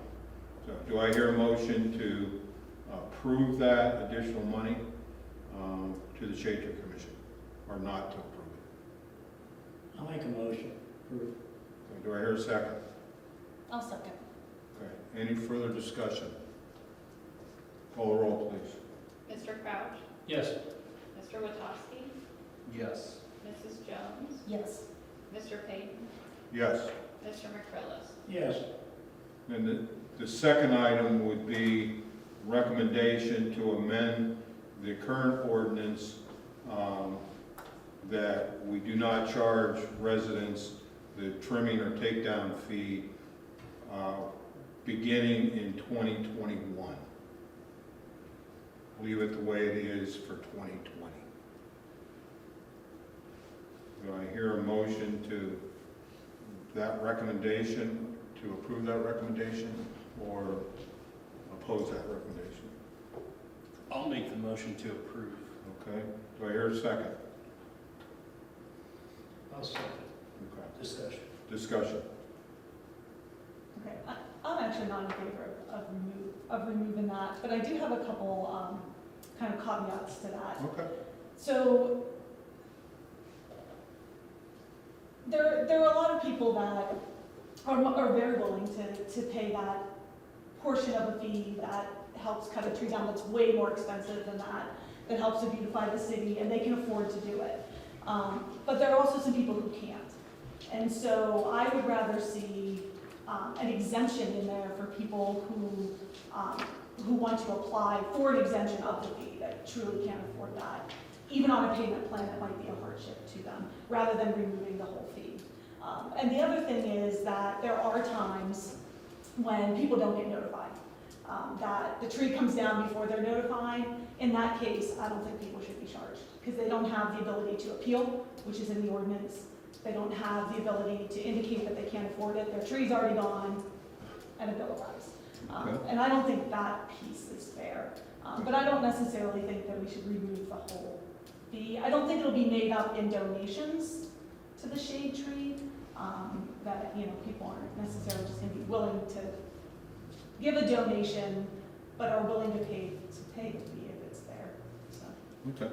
It Point well certainly, taken. it certainly is better, checking with John on 2 different occasions when he came to our meeting the other day, that John has tried to do a much better job Yeah. making sure that he talks to people before, because I guess it used to be a lot of people were surprised. I agree. But John, you did say there were a couple occasions that did happen this year, correct? I personally delivered letters to everyone except for those who lived out of town at least a week to a week and a half before the tree came down. Several people contacted me and said, fine. Some contacted me, and there's 2 that are appealing the tree. I don't know if you've received those yet. One of the ladies called me the other day and did not like the appeal form. So she wouldn't sign it because the last paragraph said that if you disagree with it, and it still may come down, you'll still be charged. She didn't like the fact that it said that. But anyhow, I'm okay with people who truly can't afford it being waived as opposed to eliminating it. And like I said, most people, you just approved those 5 trees. One of the trees coming down is $100. They're going to be billed $50. Not probably a big deal, but then you have the other one. There's one that's going to cost $2,750 to take down just one tree. They're going to get billed $300. That's a pretty sweet deal compared to if you had to pay for it yourself. That gets it taken down, the stump ground, cleaned up, and a new tree if you choose a new tree. Again, that's all for $300 at the most. The people that are paying $50 get the same deal. So anyhow, again, the Shade Tree Commission, we don't have a problem with the person who can't afford it. You guys decide to waive it for a person, but we don't think it should be a blanket thing. We think you're gonna have people wanting their trees down, and then we're gonna have to go and look at more trees, and we're gonna deny them, and then your appeal board is gonna be busier dealing with those appeals. That's just probably a fact, and they may want to get them all done before another council comes in and changes it and puts it back in. Because that's a possibility. 3 people in council go up for re-election next fall. And I don't know if all 3 of the people were running again or not, or... We can't do that, we can't announce that tonight. Right. Or if they decide, or if some group comes in and decides they're gonna run and try to unseat them. So, I don't know what's gonna happen. Let me just make a comment. I'm the one that brought this up, and it's festered into a lot of other things. Let me make it perfectly clear that I think the Shade Tree Commission does an excellent job. It doesn't have any reflection at all on what you do for our community. My entire point is, I think the responsibility of planting trees, taking trees down, trimming trees, is no different than any other city service that we provide. If you pave my street, you don't charge me for half the street in front of my house. If you put in a new water line, the homeowner pays. If it's on my side. If it's on my side, I pay. Yeah. I don't pay Then from, you pay for a hookup. You pay for. that's correct. Yes. That's correct. But I already paid at least $300 for brand new sidewalks on city property. Now, there's people that come to me and say, why are we paying for anything to do with a tree that's not on our property? I mean, the people do take care of it at the beginning. That's It is what on their that's what I property. It's still their property. City No. just has to- Well, No. Maybe some places, but where I live, the property lines in most of the town, property lines start behind the sidewalk. and if you remember, at our last meeting when we talked about this, I think city council, other than Jay, because Jay wasn't here, we had discussed of increasing your budget so that you wouldn't have to go up. And how do we determine who can afford and who can't afford? You know, I might be able to afford it today, but next month I've had a, major surgery and I don't have any cash to pay my $100 to take my tree down. Do we really want to get involved in who can afford and who can't afford? You know, my opinion is no one should have to pay it. So that's where I'm at. I think and I also think on our appeal board, we talked about this at our private meeting the other day. On our appeal board, we're gonna have access to an arborist. So if somebody appeals to us and says, I don't want that tree coming down, or I do want it coming down and they don't think it is, we're gonna get a third party to say, yes, it needs to come down. Because am I right? If I decide not to take a tree down that's determined it needs to come down, then I'm liable for damage if something happens. I'm not 100%, that's what I would I like think to that, see. I think that's, But I don't know if you can pass responsibility like that or not, I don't I know. think it's in the ordinance that it's there. That's what I thought. Yeah. John, do you know how much in your budget? How much our budget is? Yeah. 7,500 or 7,000, I don't remember which it was. Not much.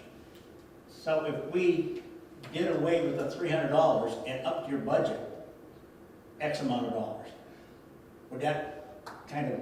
It could, and again, I'm not looking so much from that perspective.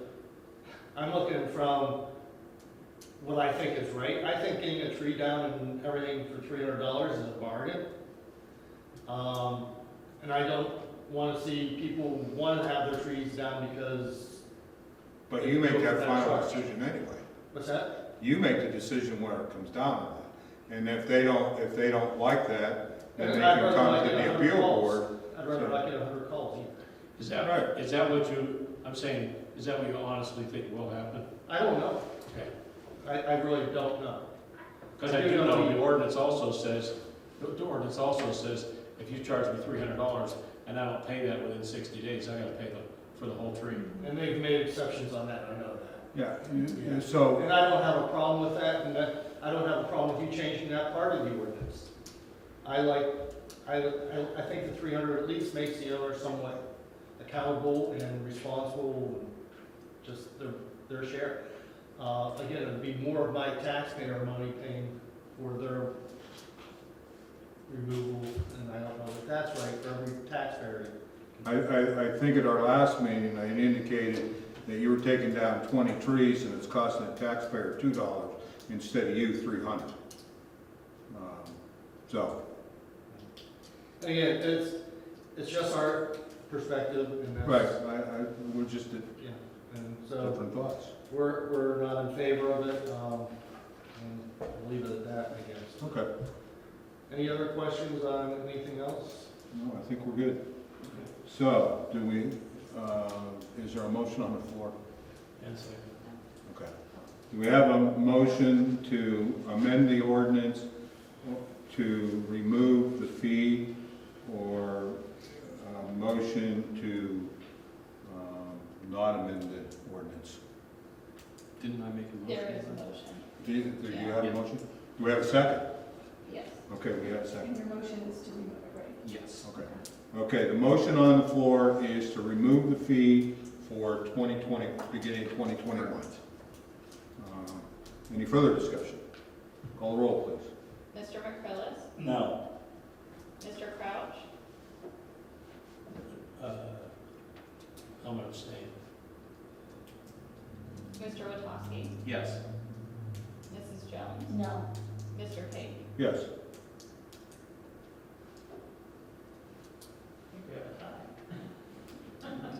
You sure you want to? Well, what's the motion again? To remove the fee Starting next year. starting next year. I'll say it, I'll amend mine to it, yes. All right, well, do we have to do the motion all over again? Okay, we're good. You've got 3, and you haven't actually really Okay, passed all right, anything, so I'll start okay. working on that. All right, the next item, yes, Can I make a request since you're on trees? after we're done with new business. Okay. Okay. The next item is a special event, Saturday night concerts in the park. Do I hear a motion to accept or deny the request? I have a few questions. I do too. Okay. Me too. Let me first say, Adam, that I commend you for wanting to do something. Sure. Okay? My question is, well, I guess I'm gonna make a statement first, that we took an oath to, you know, uphold the city ordinances of the city. There's a city ordinance in the city that there's no sale or purchase of alcoholic beverages in city parks. All right? It's actually even more broad than that. It prohibits possession of Okay. alcoholic beverages. Okay. Possession also, okay? My concern is when you announce that there's gonna be a concert in the park, which is a great idea. What keeps the person who has 4 or 5 drinks that night and there's mom and dad there with their 3 or 4 5-year-old kids running around, the interaction between those two groups? Okay? That's a concern of mine. Sure. I would rather see, personally, I would rather see you asked to close Washington Street down or close Franklin Street down and have it like the Brewfest. Okay? Yeah. That's just that's just me, all right? In the issue with, we were out in the hallway and I think John asked the city solicitor if we could make an exception to the ordinance, and the city solicitor's response was? You need to pass an ordinance that allows you to do that. Okay.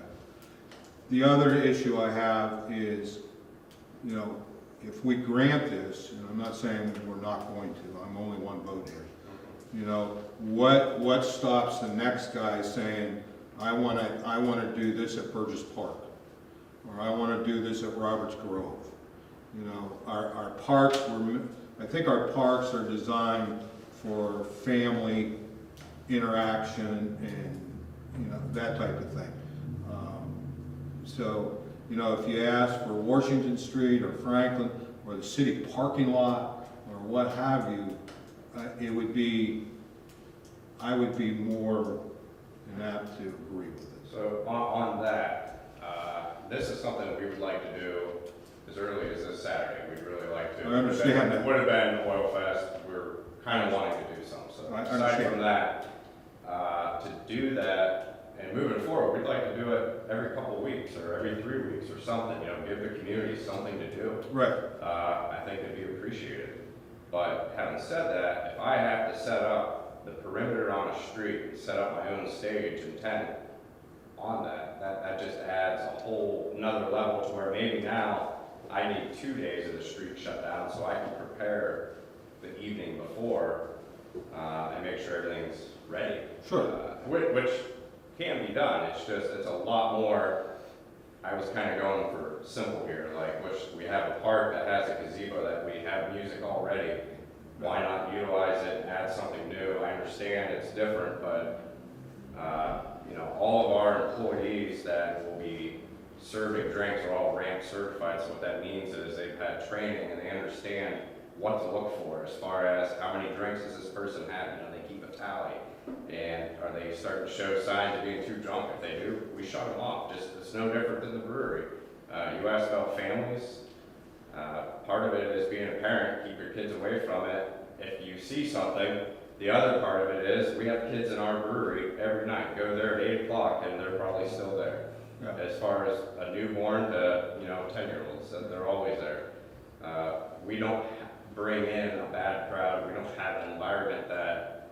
And I'm not even suggesting that, Adam. Right, yeah. Okay? I'm just suggesting that a concert in the park, if you've gone to the Monday night ones, you know, people are spread out, there's a lot of kids running around, interacting, having fun, going, you know, and how do we control the guy that has too much to drink? Not to say that, you know, you overserve him, but, you know, if if I have two, I probably had too much to drink, you know, so, but, you know, someone walks out and the kids are running around having a good time, that's one of my concerns. Yeah. I've got to be honest with you. And that can happen anywhere, you know? Sure, It really sure. can, so. And my other concern is our city ordinance, Right. you know, to support it on a street that, you know, maybe, or, you know, I know you've been down to Bob Joyce's place, and I've been to those, they seem to work very well. Yeah. So, just my opinion, that's all. Yeah, I mean, this would be let's try it, see what happens. And I think we can show you that we'll handle it well. I'm not doubting you, okay? If we did that, if we did it, something we've never done, if we did it, to say, how would you do it? I thought you, But ideally, you would amend the ordinance to say no alcoholic beverages except with permission of council, because right now it just says none. Obviously, that only applies to city parks, which I think is why you're saying we can shut down the street. The problem with amending the ordinance is it takes at least 2 council meetings to do it, Right. and we don't have an ordinance amendment to present tonight, so we're talking 4 weeks. well, how do they do that? How do they shut down the street anyway if we're not allowed to drink anywhere in town? No, if we shut down Washington, they can drink in Washington. Okay, so I'm saying, how do we do that if we're not permitted to carry alcohol around town? How do we do that every year? Special event.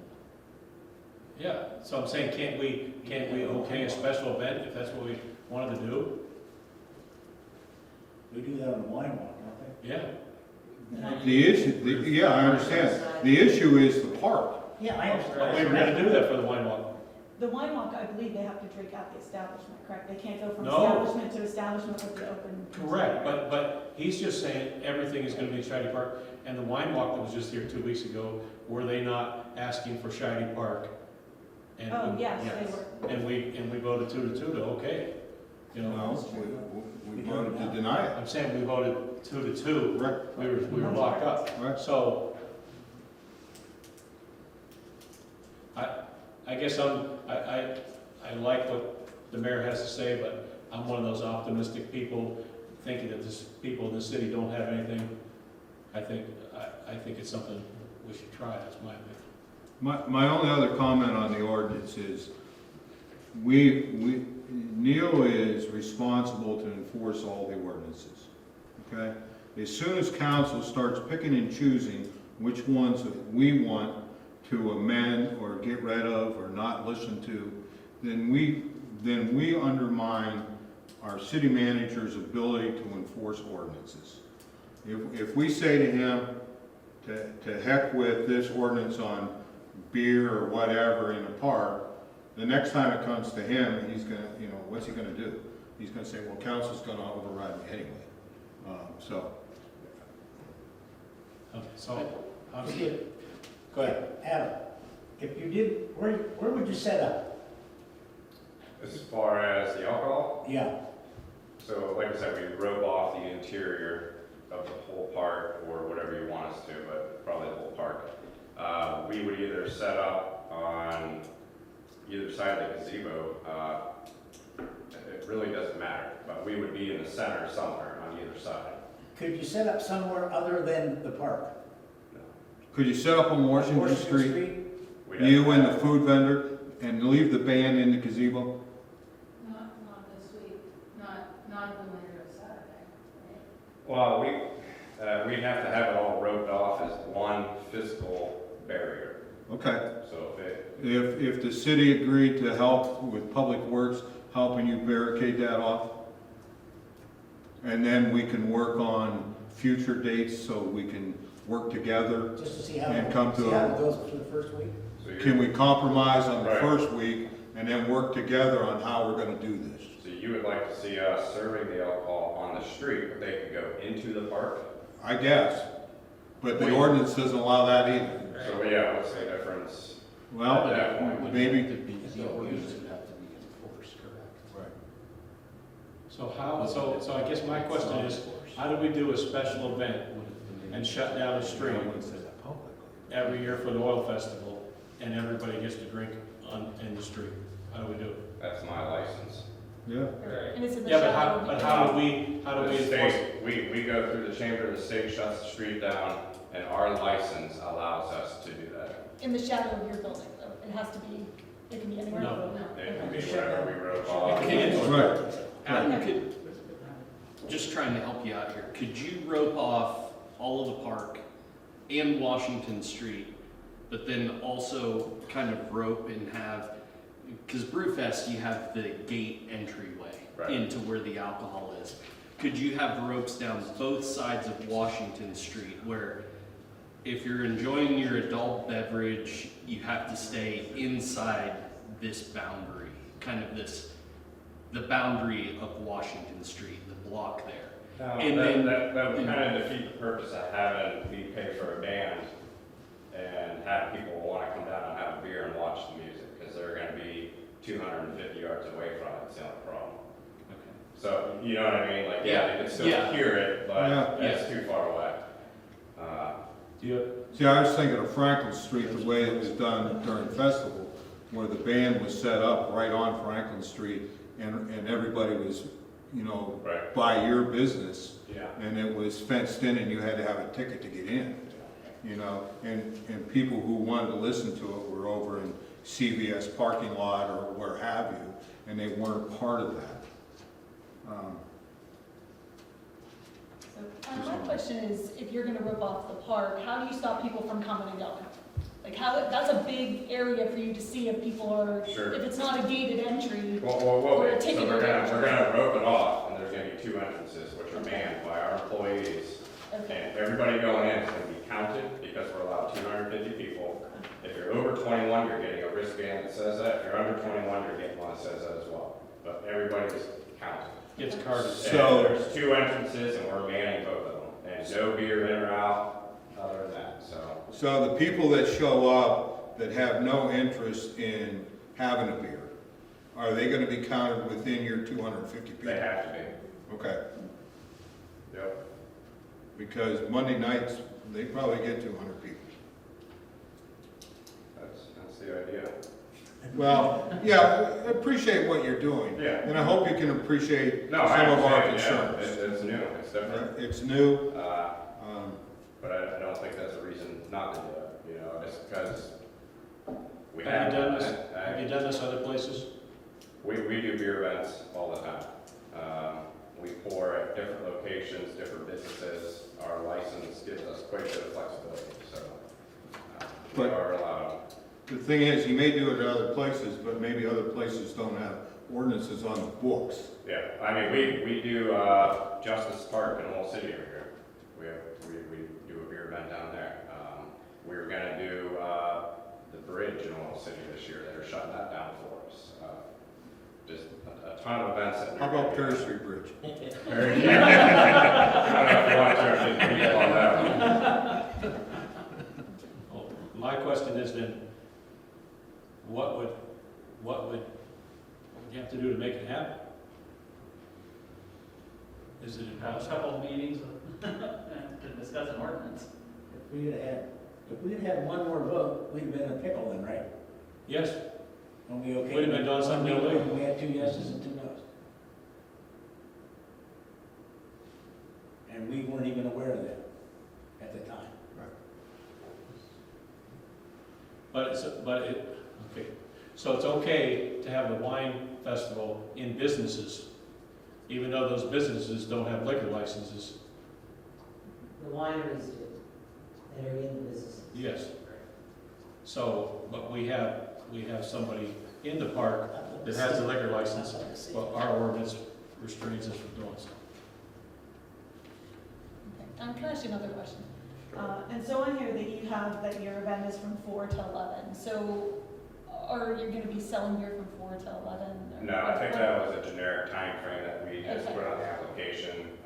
Knowing now that I think the fireworks are gonna happen at 9 o'clock, we're gonna have the one band play 5:30 to 8:30, give people enough time to exit, so we are gonna be shutting it down earlier. That So- was just preliminary. Okay, so you just be serving in the time that the band's there?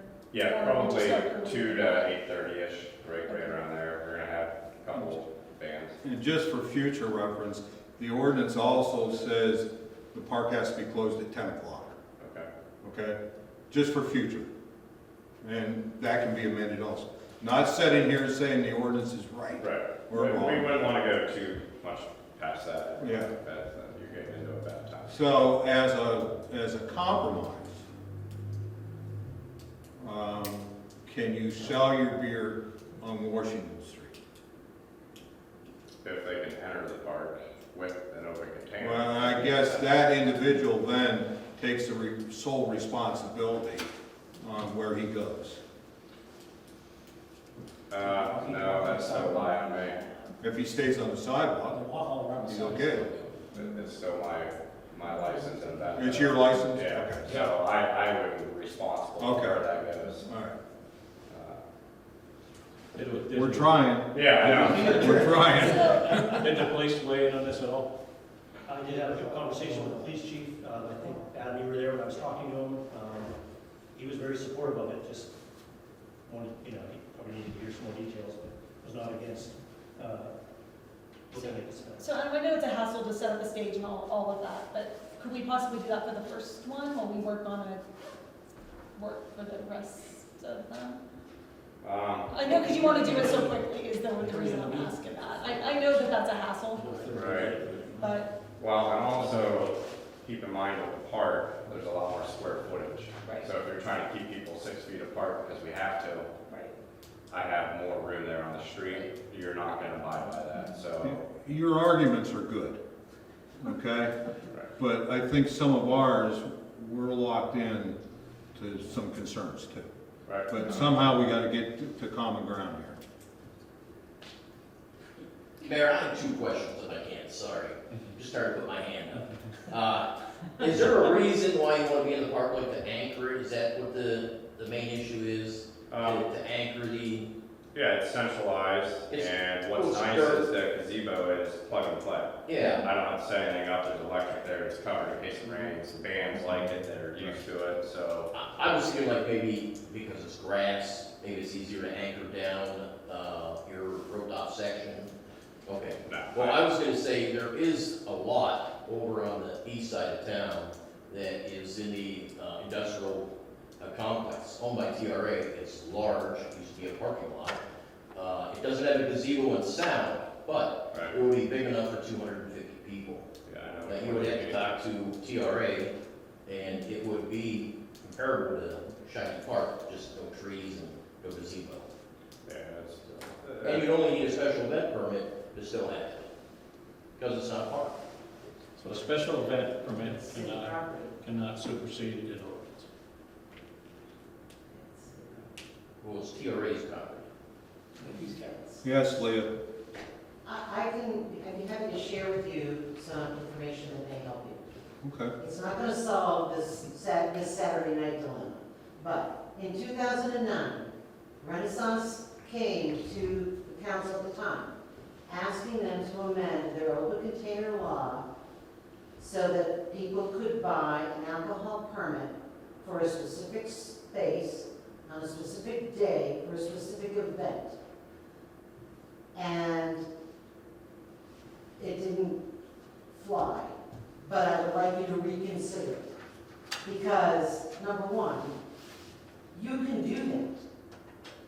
You can sell an alcohol permit, whether it's in a park or on the street or whatever.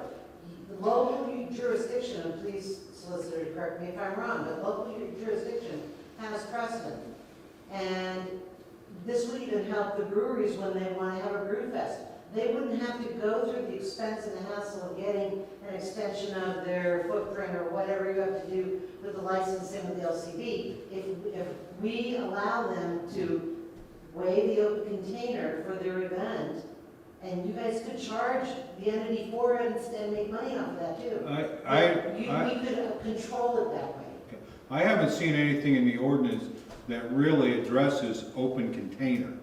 It strictly just says it prohibits selling, possession, etc.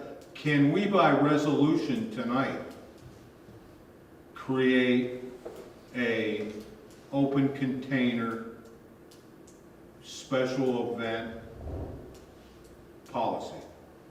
Can we do it by resolution? I don't think so, because it's already an ordinance, so you'd be effectively changing an ordinance by resolution, which you can't do. Can't make an exception. See, they have like block parties in here, that's what we were trying to do. Sure. And that's kind of where Yeah. Adam's trying to go too, is, no, I think you're gonna have to make ordinance changes. I mean, my personal opinion is, let's do it and change the ordinance, because I think that flexibility is needed. I just don't think you have the power to do it by resolution, because it's an ordinance, and only an ordinance can change an ordinance. So what happens if Can I ask we, a question about how the shade tree money got changed, and how did it get changed from $250 to $300 It's the, by resolution? the ordinance specifically says the amount each year can be changed by resolution of council. so what you're saying? Just on a, Go ahead. Is it possible to have this event? With alcohol on city property, yes. just as a side note, it's something that City Council needs to address tonight, is if this application form had been sent in the way it's written, you did a good job writing it. But it says, which is ridiculous in my mind, that if you want a special event, you have to come to council 60 days in advance. If we were talking 60 days in advance, we'd be in great shape. Right. And not 4 days. But I think this special request needs to be changed to like 2 weeks. So it's a council meeting quickly, you know. What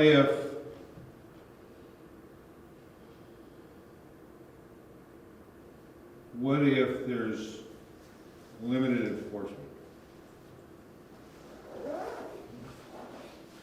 I didn't say that too loud, did I? And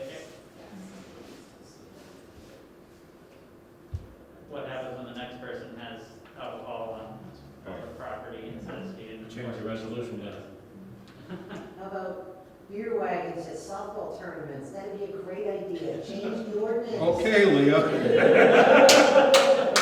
Okay, Leah. She's moving back in town running. Where's the police chief? Adam, I know that you wanted to do this one kind of in the footprint of Oil Fest, and we get that, and are you still willing to do the other dates that you have on your special event if we can't get this one done? If we have to have time to change the More ordinance, likely, yeah. you'd still be willing to do them for the remainder of the summer, potentially into the fall? Right. Okay. I think if there's someone who can do it, I'm just of the opinion that I think it'd be send a real good message to the people of the city when we shut down the oil festival. Can the ordinance be written or amended to specifically address 1 time, 2 times, but the rest of the time that the parks stay alcohol-free? It can be written that it's alcohol-free unless you get a A special event, okay. or a specific event. Is there any way to put an ordinance on fast track? Does there have to be a two-week waiting period before an ordinance can be read at the second reading? There is a waiting period, I don't remember the exact time frame. I think you have to provide at least 7 days notice. But I'll have to double check that. We're getting closer. We've gone from a month to 7 days. I mean, and you have to read it at a meeting, Right. publish it, wait the 7 days, have another meeting. So if we wanted to amend the ordinance and recommend it tonight to amend the ordinance to allow alcohol when it's permitted through a special event.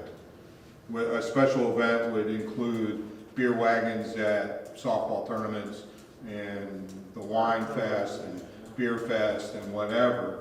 If we could introduce that on the 18th and then pass it at a special meeting on the 25th. I cannot believe we almost passed something a couple weeks ago. You know what I mean? Is that enough time to advertise it though? Yeah, we have to have enough time to advertise it, so it depends on how quick. Well, the Herald's here, so. Yeah, it depends on how quick the paper can get it in. You have to give it enough time. Sure. Could you set up on Washington Street for this Saturday? Till we get this other stuff worked out? If we barricaded Washington Street off, just so we can get through this. Right. You gotta remember, Washington Street doesn't give him any electric. No, and have his band at, they have to have electric someplace close because There's electric in the park. they do chicken fries They do on it Washington right Street. on Washington Street anyway. Yeah. He needs an electrical feed right off of the park. So you're saying, don't put the band in the gazebo, No, No. I'm saying leave the band in. Oh, okay. and then we're just, the problem still lies, that part of Washington, that's not a lot of space. To sell the beer. Right. So, that'd be tough. Would we be better off waiting another week? What was that, man? I mean, if we could do it not this weekend, but like maybe the following weekend, would we be able to do it in park then? Still gonna be pushing it for time. Well, Go ahead, Jay. Brian, you said we need 7 days, I correct? think it's that. If we had a special meeting Thursday, like Thursday morning, read the amended changes, and then had another special meeting next Thursday and passed it, We have to advertise Yeah. a special meeting. Yeah, Thursday wouldn't run because of the advertising requirement. okay, well, Friday. if we advertised it tomorrow, or if we started, well, it'd be hard. They'd have to advertise In- Thursday. If you advertise tomorrow, on Wednesday, you're not gonna get it in the paper until Thursday. Right. So it's gonna have to be Friday or Monday. So you can put it in your story in the morning. Yeah, Yeah, we're trying, No, I get it. we're trying. But that's a good point. and then we could have another special meeting at the end of next week and pass it. Why don't we do Why don't we pass Monday it and like we Friday? did- That's what we did the one. That, we have to have 7 days in between. Well, between special meetings. No, but the ordinance have to. What if we accidentally pass it like we did the wine walk and it's something with it? He's looking something up. How much I room, just want to forewarn you, you might get public pushback. Oh, I So know. you gotta be prepared and give them a time and place to, you know. That happens on a weekly basis, so. Yeah, but, I mean, I got jumped in the post office when we proposed it in '09. Right. I was gonna be, you know, the ruin of Well, civilization as we know it. I remember when Pizza Hut came into town, city council Oh, called my God. murderers and, you know, kids were gonna die because Pizza Hut was serving a beer. You know, And if you so, don't want it, don't go there. right. I think, how much room would you need if you had to go out on the street? Bill's gonna offer his house. I mean, like, what we did on Franklin Street for Brewfest, now, mind you, with this COVID thing, keeping 6 feet Yes. apart, we're Right. trying to allow up to 250 people. I don't know if even that would be enough space, that it probably would be fine, but, you know, the liability still comes back on us. On you, know, right. You guys for letting us do it. The liability of Comes what? back on who's running the event. So if I walked over there, got a beer and walked back over to watch the music, you're liable on what part? If something happens between there and the park, or what do you? Oh, as far as you leaving with the beer? No, if you have it roped off, so the only place I can walk from where you are is back to the concert. Means for COVID. Oh, Means for COVID. someone where we get Okay. sick. he was talking, Yeah, like, we can get in trouble for, you know, the governor's, or his, you know, what he's doing right now. We have to abide by that first.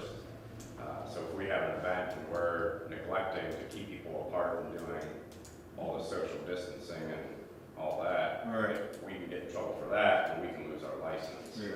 just on that aspect of things. So, I was just looking to confirm it is 7 days. 7 days? 7 days prior advertisement. So what's the possibility of you postponing for a week? well, it seems like we're probably gonna have to. I don't know if I wanna do it unless we can do it in Shady Park. To have the room and the space and the availability. Well, I think if we can get Right, if we can get that amended within 7 to 10 days, Well, it'll be more than 7 days, because it'd be more than 7 you days? gotta have a special meeting to do the first reading, Okay, and then you've gotta get the advertisement in so advertise for the first meeting, the special meeting. Once you read it as a special meeting, you've gotta get it advertised, wait 7 days, and have the next meeting. so somebody have a calendar? We can look at that? So, Yeah. so if we advertise, when is the earliest we could have the advertisement in for the special meeting? Probably Thursday. I don't know. How many days do we have to give them advance notice for advertisement? I think just, we need to, 1 day? yeah, 1 day. It has to, if we were gonna advertise, and we'd have to have it, if you wanted it in the paper Thursday, it would have to be before 11 o'clock tomorrow morning. Okay, okay. So I think, I mean, you'd probably, it would probably take until the 17th. Just to make sure you're giving it 7 days, because if you get in and have a special meeting on the 7th, Yeah. you're gonna have to get the advertisement in, and obviously that advertisement is not gonna happen on the 7th. Right. Maybe you can get it in on, the 8th, and then you're looking at, 7 days after that, the next business day would be the 7th. You have to So have it looks like to the first weekend would be the weekend of the 22nd and 23rd, after, like if this was fast track. right. Which, you could advertise that as, hey, they shut down the Crawford County Fair, Yeah. here's something to do. Right. I mean, I wish I could. Yeah, no, I get it, appreciate Yeah. the help and everything, but yeah. But now going forward, we would be Yeah. covered. Right, You know, you brought up a good point that it's something that was tried to be addressed years ago. And now with you coming forward, we can address it sure. and, and make it legit. Yeah, maybe we give it a try a couple times this year and Sure. maybe next year better or Sure. something, so that's fine, but we'll pull the What's plug gonna happen on to for your this concerts? weekend, and, Is that are you gonna lose money on this? Pulling the plug? it's okay. Just reschedule. Yeah, No. we'll try to reschedule. yeah. All right. So, yeah, so you can't have a concert without the alcohol. Yeah, would you want the concert without selling the beer? We do that on Monday nights. Yeah. I know, but I'm saying until we get this I worked mean, out. our whole point of doing it was. I understand, So, but if you're under contract with the band, have them come in. Yeah, That's up to you. okay. Bill, you had something? No, I just think it, maybe take one weekend you don't have the ability to sell, but you still have the ability to put a band in there with the advertisement that, hey, this is what you're doing. Right, This is what we plan on doing, a couple of times a month maybe. true. We'll think about it. So, I get it, though. They can You always, want to try to offset your expense as much as possible. oh, yeah. Yeah, so having it without selling beer is just purely expense. Right. So, There you go. yeah. we can always get them down So, to the brewery. Yeah, with our limited capacity, we're not allowed very many people in there, so. Really? So, Neil, can we attempt to get something in the paper and have a special meeting Yeah. Friday morning? We'll have the advertisement ready as soon as the meeting's over with and ready to go. Okay. But I would have the meeting early, because we need to get that out of here before Yes. 10 a.m. Yes. Right? I said so it. Adam, you definitely don't want to try to do it without any alcohol this weekend. I mean, if you're gonna think about it, we have to pass the special event Well, we on the can't, occasion that he might do it this weekend, but if you're not gonna do it, then No, we don't we have would- to. yeah. Nah. Okay, no, that's Yeah. fine, we just wanna do Okay. that correctly if you wanna Right. try and get this first one in. Do I hear a motion on the floor to approve or not approve the special event application as presented? And then we'll go further with other things. Make a motion to not approve. To not approve? Do I hear a second? I'll second that. Any further discussion? Call the roll. Mr. Witowski, Yes. Mr. Payton, Yes. Mrs. Jones, Yes. Mr. McCrillis, Yes? Mr. Crouch. I say no because it's our fault we're here, not us, but us as a city. And we can change it. Okay, do I hear a motion to schedule a special meeting Friday morning at, what time you want, Neil? 8:30? 8:30. And at that meeting, to amend the current alcohol in parks to allow alcohol based on special permits, special event permits. So moved.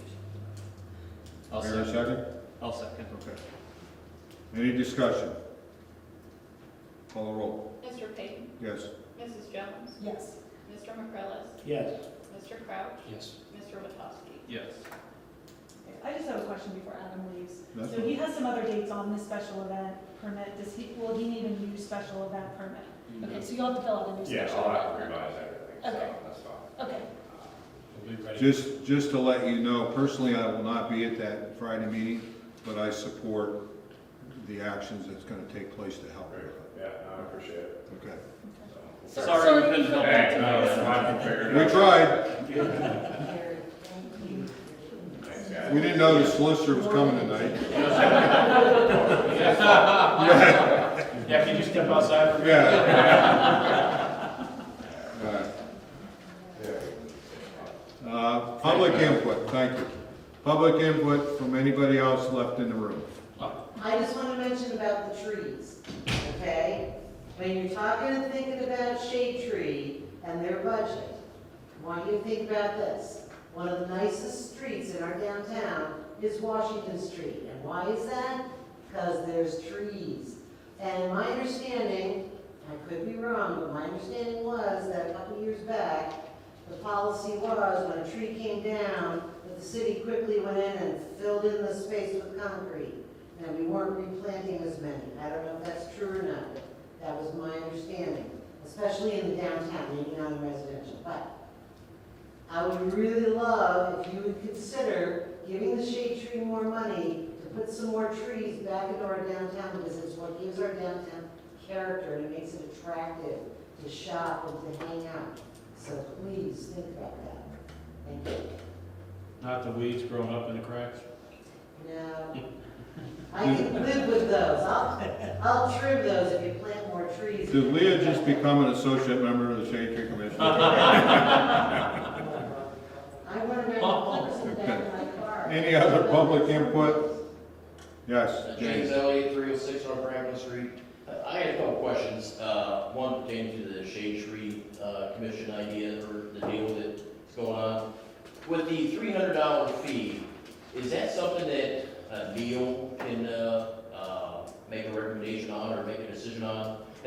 When a building burns down in the city and the property owner gets the insurance, the city has like a retainer that they go like a 18% or whatever it is to protect the city in case they don't do it. The manager has the right to waive that hold on that retainer. So I would think that the manager could waive the fee for the Shade Tree Commission if he so desired.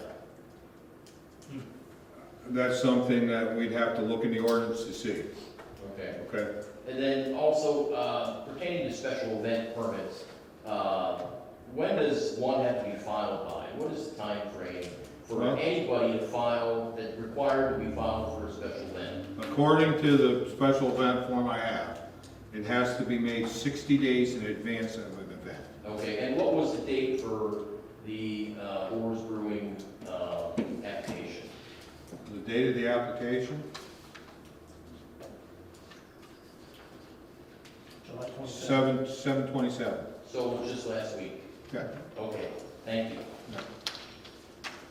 But is that the ordinance, that is that supposed to be 60 days right now? Well, that's not even an ordinance. It's just on the. It's just on this form. Well, let's change it. Yeah, I think. Everybody in agreement with changing the special event application to no less than 2 weeks? That's it, I'm saying it, okay. Well, I guess a lot of times, these come in, we have to run it by Public Works, Police Department, and so on. And, you know, we meet every 2 I'd weeks. say 13 days. Hmm? 2 weeks. So, 2 weeks, everybody agree with that? Well, there's some other changes we can make there while we're at it. 2 weeks is fine unless it's political speech, in which case you can't really make somebody wait for them a few days for approval. Great. So it wouldn't be a bad idea to include that change so that the city manager can make that call within 3 days of. Can you work with Neil on amending our special event application to address political speech? And I think that would need to be in the, Well, how do you define that? it's speech on a matter of public concern.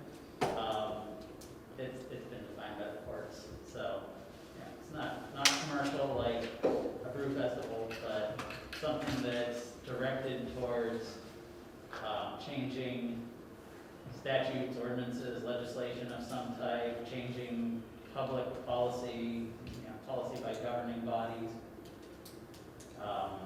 advocating for or against candidates for office, advocating for or against public policies. That's the basics. So we have to just give them our city park if they want to come and do it?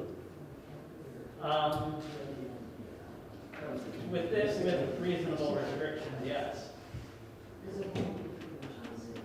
It doesn't matter what the viewpoint is, you gotta let them do it. Freedom of You speech. can't pick and choose based on what you believe. Yeah. Right? I don't believe anything, so. Okay, anything else, Brian? Okay, comments by mayor and council. Sarah? I don't have anything else. Bill? I'd just like to apologize to the brewery and the wine walk. I'll tell you what, if we'd have known what we know, we'd have been in Yeah? deep trouble giving them permission. And just something we need to fix. It should have been fixed, and we need to fix it, and we will fix it. I think the downtown, getting rid of the burned down building on Diamond Street is fantastic. My only concern now is get everything else done along the walls, get it looking halfway decent.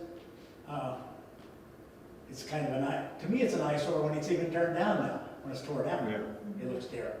So as quick as we can get there and get that done, I think we're in good shape. Jay? The only thing for me, I wasn't here at the last meeting, so I'd like to welcome Sarah. Thank you. So, yeah. And congratulations on your TRA appointment.